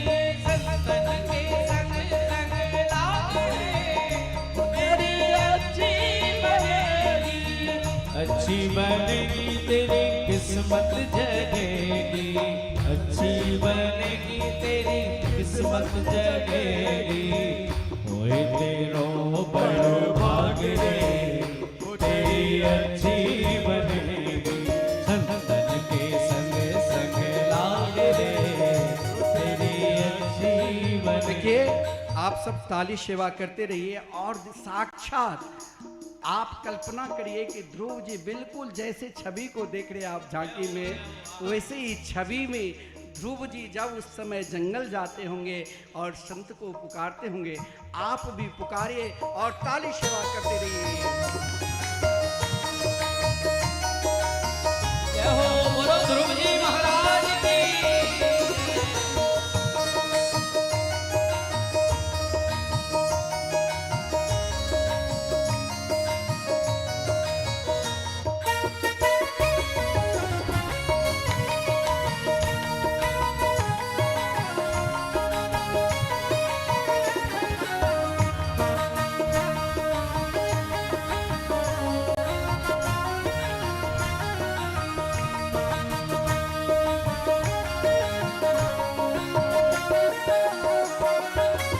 मोहन शाम में बहुत दिन सोया, मोहन शाम में बहुत दिन सोया, मोहन शाम में बहुत दिन सोया, मोहन शाम में बहुत दिन सोया, मोहन शाम में बहुत दिन सोया, मोहन शाम में बहुत दिन सोया। अब जाग सके तो जाग रे तेरी अच्छी बनेगी, जाग सके तो जाग रे तेरी अच्छी बनेगी।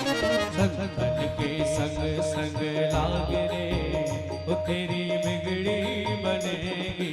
संतन के संग संग लाग रे तेरी बिगड़ी बनेगी।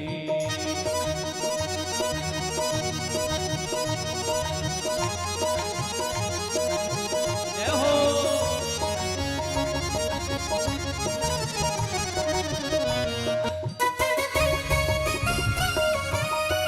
हरि बोल।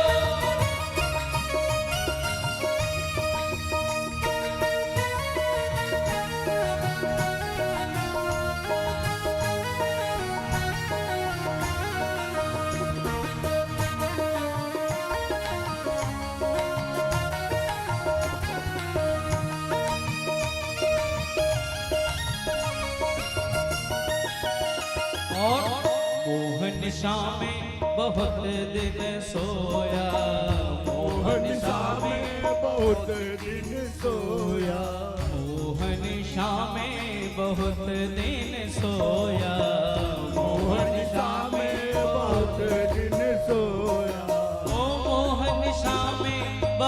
दिन सोया, मोहन शामे बहुत दिन सोया, बहुत दिन सोया, बहुत दिन सोया, बहुत दिन सोया, बहुत दिन सोया, मोहन शामे बहुत दिन सोया, मोहन शामे बहुत दिन सोया। अब जाग सके तो जाग रे, तेरी अच्छी बनेगी, जाग सके तो जाग रे, तेरी अच्छी बनेगी। संतन के संग लाग रे, तेरी अच्छी बनेगी, अंतन के संग लाग रे, वो तेरी अच्छी बनेगी।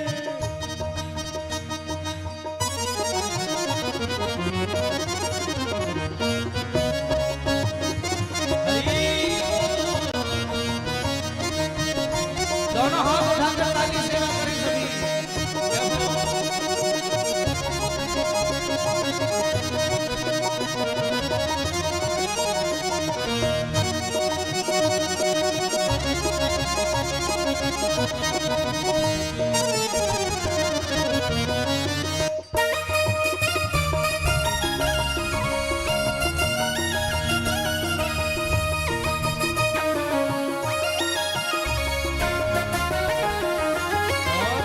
कागा से तो है हंस बनावे, कागा से तो हंस बनावे, कागा से तो है हंस बनावे, कागा से तो हंस बनावे। अरे हंस बनावे, हंस बनावे, हंस बनावे, हंस बनावे, ओ हंस बनावे, ओ हंस बनावे, हंस बनावे, ओ हंस बनावे।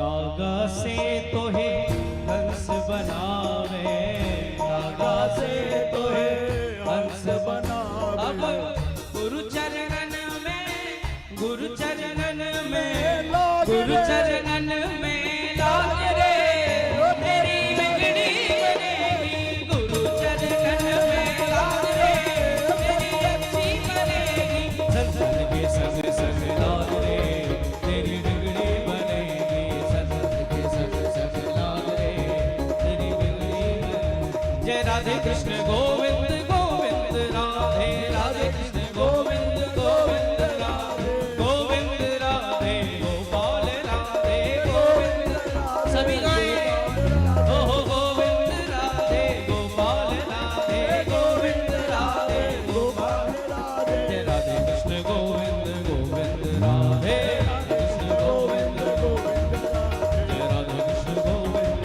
गोविंद राधे, राधे कृष्ण गोविंद गोविंद हे गोविंद,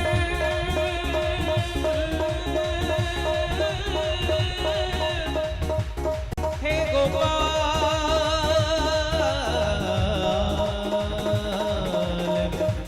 हे गोपाल, हे गोपाल। जय जय श्री राधे श्याम। संकल्प आपका सही है तो सफलता अपने आप मिलती जाएगी। देखिए ध्रुव जी जो सोचा भी नहीं होगा, मार्ग में देवर्षि नारद जी के दर्शन हुए और देवर्षि नारद जी ने वो मार्ग बता दिया, क्योंकि सद्गुरु भी जरूरी है, क्योंकि अनेक जन्म के अंधकार को दूर कर और श्री कृष्ण नाम की प्रकाश प्रदान कर दी, वही तो सद्गुरु है। देवर्षि नारद जी नन्हे से छोटे से मात्र 5 वर्ष की छोटी सी अवस्था ध्रुव की निष्ठा को देखकर देवर्षि नारद जी ने ध्रुव को मंत्र दिया, द्वासाक्षर मंत्र ओम नमो भगवते वासुदेवाय, और कहा ध्रुव आपका संकल्प, यहाँ गुरु का संकल्प जब जुड़ जाता है तो शिष्य को भजन में और तीव्रता जगती है और सफलता जल्दी मिलती है। ध्रुव को कहा तुम जिस मार्ग पर जा रहे हो वो मार्ग सुंदर मार्ग है, उस मार्ग पर जाने से धर्म अर्थ काम मोक्ष, धर्मार्थ काम मोक्षाख्याम यह इच्छित श्रेय एक आत्मना एक मेवा हरिस्तत्र कारणम पाद सेवनम, वहाँ सब कुछ मिलेगा। हे ध्रुव तुम जाओ वृंदावन जहाँ सुंदर स्थान है मधुवन। और ध्रुव जी ने गुरुदेव के द्वारा प्रदत्त जो मंत्र था, देखिए गुरु की मंत्र में विश्वास रखना चाहिए, निष्ठा रखना चाहिए। गुरुदेव के द्वारा मंत्र प्रदान कर ध्रुव ने लक्ष्य लेकर सीधे वृंदावन मधुवन आए, जहाँ यमुना की सुंदर धारा बह रही है। और यमुना की धारा के पावन तट पर विलक्षण टीला है, जहाँ संतों की झुंड छोटी छोटी कुटिया बनाकर वहाँ पर पक्षी भी है तो प्रिया प्रीतम के ही गुणगान गा रहे हैं। और ध्रुव ने प्रथम दिन सदगुरु के द्वारा जो प्रदत्त मंत्र था उन मंत्र में विश्वास करते ध्रुव ने प्रथम रात्रि में उपवास किया और फिर दूसरे दिन से अनुष्ठान प्रारंभ की। गुरुदेव ने जिस प्रकार मंत्र बता दिया था और मंत्र को जाप करते हुए केवल 3 दिन पर ध्रुव जी ने केवल बैर का फल खाया। फिर भी हमें जीवन में तनिक कष्ट मिल जाता है तो हम कहते हैं भगवान को भजन नहीं करूंगा, लेकिन ध्रुव ने सोचा लगता है देखिए कृपा भई तब जानिए जब देखे आपन दोस्त। ध्रुव को लगा भगवान अभी तक दर्शन नहीं दिए। फिर महाराज 6 दिन पर सूखे पत्ता लेकर भगवान के भजन किया, फिर भी दर्शन नहीं दिए तो 12 दिन पर केवल यमुना जी के जल लेकर भजन किया। फिर भी भगवान अगर दर्शन नहीं दिए तो अंतिम मास में कहा गया है, और 5वें मास में 6ठे मास प्रारंभ होने वाले थे, जल को भी त्याग कर एकमात्र अपने आप को भगवान के चरणार बिंद में समर्पित हो गया। ध्रुव की निष्ठा को देखकर संपूर्ण देवता ने भगवान की स्तुति की कि हे प्रभु आप ध्रुव के दर्शन दो। भगवान ने सोचा छोटे से नन्हे से बालक, इनकी निष्ठा को प्रणाम करूं, इनकी माता पिता को प्रणाम करूं जो ऐसे नन्हे से छोटे से बालक को ऐसे दिव्य संस्कार दिया है। आज तक भगवान अपने भक्त के दर्शन देने के लिए जाते हैं, लेकिन श्रीमद् भागवत महापुराण में लिखा है कि ध्रुव जी जैसे निष्ठावान परम प्रिय भक्त को भगवान ने स्वयं दर्शन करने के लिए आए। और भागवत में लिखा है मधोर वनम वृत्त क्षयागत। आज तक भगवान हमने सुना कि अपने भक्त को दर्शन देने के लिए जाते हैं, लेकिन ध्रुव जी जैसे भक्त को भगवान ने दर्शन करने के लिए आए हैं। भगवान की उन अलौकिक रूप माधुरी को ध्रुव ने अपने हृदय में बैठाकर भजन कर रहे थे। भगवान ने भी बार बार ध्रुव की ओर देख रहे हैं, निहार रहे हैं, और ध्रुव जिस छवि को अपने हृदय में बैठाकर दर्शन दे रहे हैं, भगवान ने वही छवि ध्रुव को अपने सामने दर्शन करा दिया। बोले कृष्ण कन्हैया लाल की जय हो। ध्रुव ने भगवान की सुंदर स्तुति की 12 मंत्रों के द्वारा ध्रुव के भाव को देखकर भगवान ने अपने सुंदर चक्र सुदर्शन एक हाथ में और एक हाथ में शंख स्पर्श वालम कृपया कपोले अपने श्वेत रंग के शंख से ध्रुव जी के कपोल पर लगा दिया। ध्रुव जी ने भगवान के सुंदर स्तुति की और स्तुति करते हुए कहा शुंत सरस योंत प्रविश्य माम वाच्मि माम प्रसूताम संजीवयत्यखिल शक्तिधर स्वधाम्ना अन्यांश्च हस्तचरण श्रवण त्वगादि प्रणाम नमो भगवते पुरुषाय तुभ्यम्। ध्रुव जी के अंदर हम यदि कोई बढ़िया कार्य कर लेते हैं, कुछ लोगों को भोजन करा देते हैं, कुछ दान दे देते हैं। तो महाराज हम सोचते हैं कि मेरा नाम हो, लेकिन ध्रुव जी ने कहा प्रभु आपने मेरे सोए हुए अंतःकरण को जागृत किए, क्योंकि मेरे अंतःकरण में भी आप ही हैं। हे प्रभु मुझे आपके इन श्री चरणों के बाद अब मुझे कुछ चाहिए नहीं, बस एकमात्र आपकी मंगलमयी कथा चाहिए। ध्रुव जी के सुंदर भाव को देखकर भगवान ने ध्रुव जी को वरदान दिया, क्योंकि ध्रुव ने तप किया, उस तप का फल भी मिलना चाहिए। भगवान ने कहा इलोक और प्रलोक दोनों सुख को आप प्राप्त करोगे जो भगवान के हो जाते हैं। केवल भगवान के सहारे होना पड़ेगा। अगर बांके बिहारी के सहारे हो जाओगे ना तो सब कुछ मिलेगा। भगवान के सहारे ध्रुव जी ने कहा कि प्रभु मुझे कुछ नहीं चाहिए, केवल मुझे आपके श्री चरणों चाहिए। लेकिन भगवान ने जगत को दिखाया जो भक्त मेरी उपासना करते हैं मैं उसे इलोक और प्रलोक दोनों सुख प्रदान करता हूँ। इलोक में यानी 36,000 वर्ष तक ध्रुव ने पृथ्वी पर शासन की और बाद में स्वयं ध्रुव लोक गए। जिस क्रम में भगवान ने महाराज ध्रुव जी को राज्याभिषेक हुआ, भगवान अंतर्धान हुए, पुनः महाराज ध्रुव के भाई शिकार खेलने के लिए गए, जो मारा गया। ध्रुव जी ने भी यक्षलोक पर आक्रमण किए और जिस क्रम में महाराज देखते देखते 3 लाख यक्षों को भी समाप्त किया। मनु महाराज ने ध्रुव जी को सुंदर भागवत धर्म के उपदेश दिया। अंत में कुबेर ने ध्रुव जी से कहा कि हमसे वरदान मांगो। ध्रुव जी ने कृष्ण भक्ति मांगा और अंत में ध्रुव भी भगवान अपने पुत्र को राज्याभिषेक देकर भजन करने के लिए चले गए। जीवन में एक सहारा अगर व्यक्ति के है तो कहीं दुख नहीं पाते हैं। वो किसके सहारा? तो बांके बिहारी के सहारा। ध्रुव ने भी भगवान से बार बार यही प्रार्थना की कि हे प्रभु मुझे आप सदा अपने निकट रखना। बांके बिहारी मुझको देना सहारा।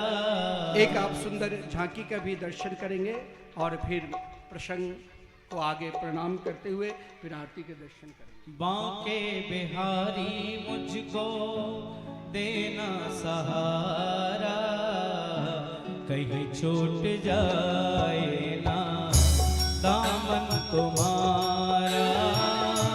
बांके बिहारी मुझको देना सहारा, कहीं छूट जाए ना। देखिए ध्रुव की तरह होना है और राधा रानी को बनना है, क्योंकि आप सुंदर दिव्य छवि के भी दर्शन करेंगे तो भोलेनाथ की भी छवि, क्योंकि उस समय जब सती चरित्र हो रहे थे तो आप उस रूप को दर्शन नहीं किए। तो आइए हम लोग हाथ उठाकर राधा रानी को हो जाएंगे और झूमते हुए कीर्तन करिए। हम हाथ उठा कर कहते हैं हम हो गए राधा रानी के। हम हाथ उठा कर कहते हैं हम हो गए राधा रानी के। हम हो गए राधा रानी के। हम हो गए राधा रानी के। हम हो गए राधा रानी के। हम हो गए राधा रानी के। हम पूजा उठा कर कहते हैं हम हो गए राधा रानी के। हम हाथ उठा कर कहते हैं हम हो गए राधा रानी के।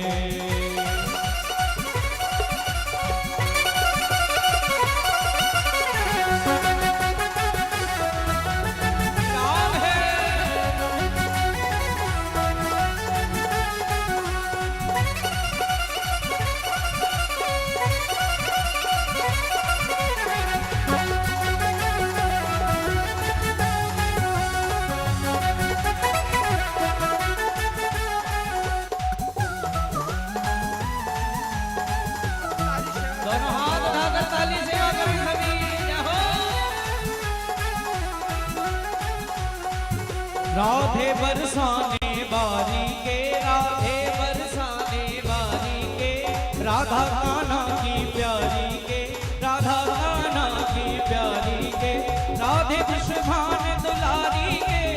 राधे संतों की प्यारी के, राधे संतों की प्यारी के। और कैसे कहना है? दोनों हाथ उठाकर हम भुजा उठाकर कहते हैं हम हो गए राधा रानी के। हम हाथ उठाकर कहते हैं हम हो गए राधा रानी के।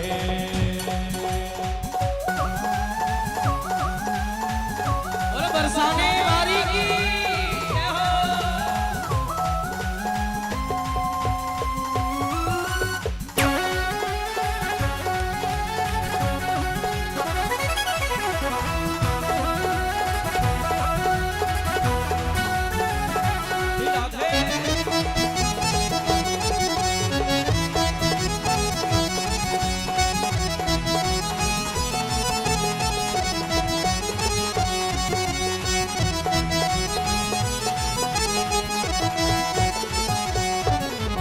गली गली में कहते हैं, हम गली गली में कहते हैं, हम गली गली में कहते हैं, हम गली गली में कहते हैं, हम डगर डगर में कहते हैं, हम डगर डगर में कहते हैं, हम डगर डगर में कहते हैं, हम नगर नगर में कहते हैं, हम नगर नगर में कहते हैं। और हम हो गए राधा रानी के, हम हो गए राधा रानी के, हम हो गए राधा रानी के, हम हो गए राधा रानी के। हम हाथ उठा कर कहते हैं हम हो गए राधा रानी के, हाथ उठा कर कहते हैं हम हो गए राधा रानी की। जय हो।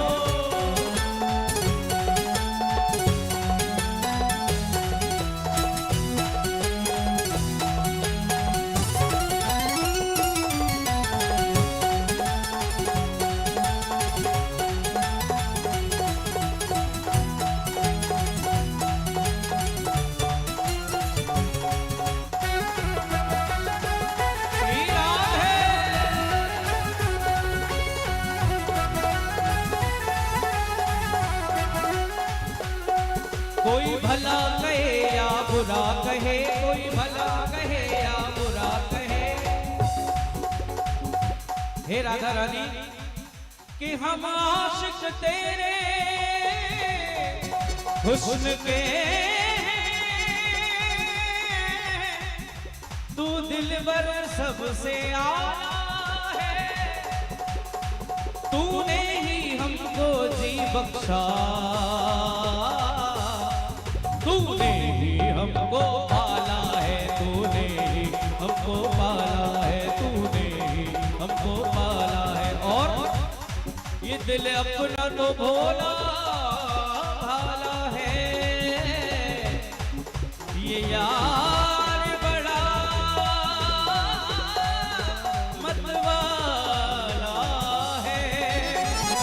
और पर क्या कहिए मेरे श्याम प्यारे, यहाँ कौन समझने वाला है, यहाँ कौन समझने वाला है, यहाँ कौन समझने वाला है। तो अरे कोई भला कहे या बुरा कहे, कोई भला कहे या बुरा कहे, अज कहने दो जो कहता रहे, वो कहने दो जो कहता रहे।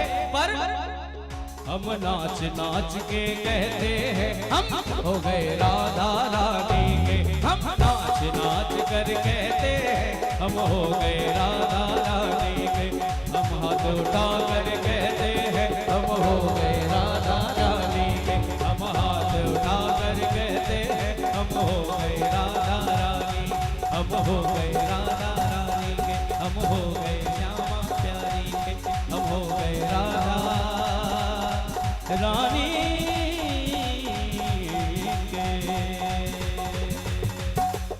जय जय श्री राधे।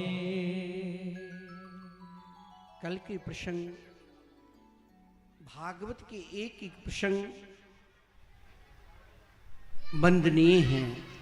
चाहे महाराज पृथु की चरित्र हो, चाहे भरत जी की चरित्र हो, जिसने महाराज रघुवन को जड़ भरत बनकर भी सुंदर भागवत धर्म के उपदेश हो, चाहे अजामिल की चरित्र हो, और चाहे परम भागवत परम भागवत श्रीमान प्रहलाद जी की चरित्र हो। भागवत के अलौकिक चरित्र शब्द जिनके संबंध एकमात्र जिनकी निष्ठा भगवान के प्रति है। और कल ठीक हम इसी समय कल से कृष्ण जन्मोत्सव का आनंद लेंगे।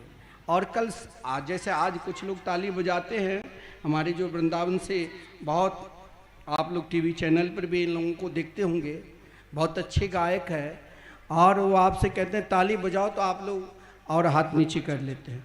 लेकिन यही लोग वृंदावन के ब्रजवासी लोग क्या कहते हैं, कथावाचक, कि ताली बजाने से बहुत लाभ मिलेगा। जो ताली बजाते हैं ना, तो ताली बजाने से जो कोई पाप भूल भुलिया में किए होंगे सब नष्ट हो जाते हैं, और जो नहीं बजाते हैं वो पाप रूपी पक्षी उनके मस्तक पर बैठ जाते हैं। इसीलिए देखो कल जो आज तक जो हुआ वो भूल जाओ, लेकिन कल सब अपने स्थान पर ही बड़े आनंद के साथ भाव यही करना कि हम यशोदा है और मेरे हृदय ही एक सुंदर गांव है गोकुल नगरी, और इस हृदय रूपी गांव में सुंदर एक महल है। कौन सा? तो नंद महल। और हम सब कल एक साथ गाएंगे क्या? तो नंद घर आनंद भयो जय कन्हैया लाल की। और खूब लूटेंगे भी और लुटाएंगे भी माखन मिश्री। तो आइए हम सब नंद लाला को बुलाते हुए कि आज पुकारेंगे तो कल हम उनके सुंदर छवि के दर्शन करेंगे। और इधर पंडित जी आरती की व्यवस्था करें और फिर शांति पूर्वक हम सब प्रसाद लेकर प्रस्थान करेंगे। आइए भाव के साथ एक भजन का आनंद लेते हुए और आरती की व्यवस्था करें।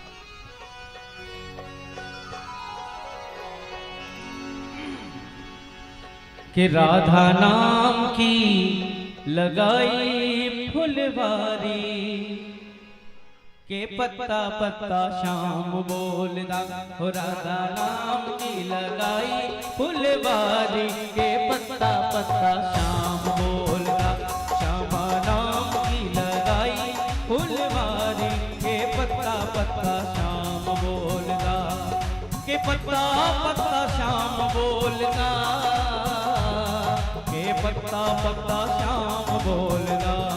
के पत्ता पत्ता श्याम बोलदा, के पत्ता पत्ता श्याम बोलदा। श्याम नाम की राधा नाम की, राधा नाम की लगाई फुलवारी, के पत्ता पत्ता श्याम बोलदा। राधा नाम की लगाई फुलवारी, के पत्ता पत्ता श्याम बोलदा। दोनों हाथ उठाकर प्रेम से सभी भक्त ताली सेवा करेंगे। जय हो।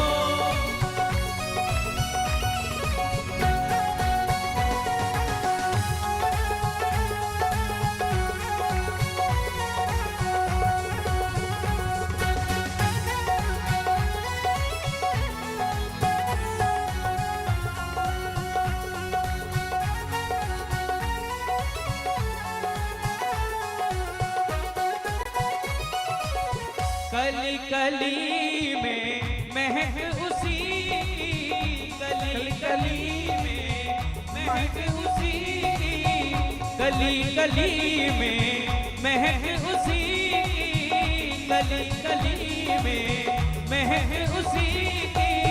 हर पक्षी में चहक उसी की, हर पक्षी में चहक उसी की। नाचे मोर कोके, नाचे मोर कोके, और नाचे मोर कोके कोयलिया गाई, के पत्ता पत्ता श्याम बोलदा। राधा नाम की लगाई फुलवारी, के पत्ता पत्ता श्याम बोलदा। के पत्ता पत्ता श्याम बोलदा, के पत्ता पत्ता श्याम बोलदा। के पत्ता पत्ता श्याम बोलदा, के पत्ता पत्ता श्याम बोलदा। राधा नाम की, सूर्य नाम की, श्यामा नाम की लगाई फुलवारी, के पत्ता पत्ता श्याम बोलदा। राधा नाम की लगाई फुलवारी, के पत्ता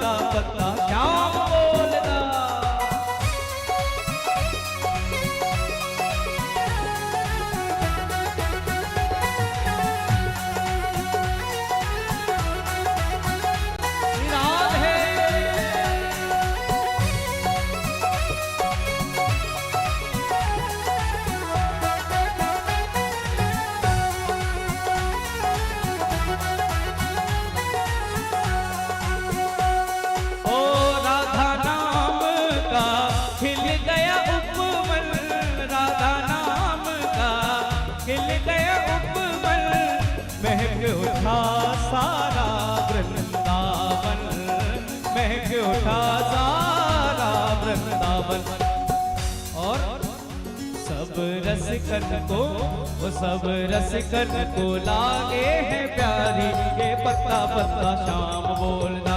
राधा नाम की लगाई फुलवारी ये पत्ता पत्ता शाम बोलना। राधा नाम की लगाई फुलवारी ये पत्ता पत्ता शाम बोलना। ये पत्ता पत्ता शाम बोलना। ये पत्ता पत्ता शाम बोलना। ये पत्ता पत्ता शाम बोलना।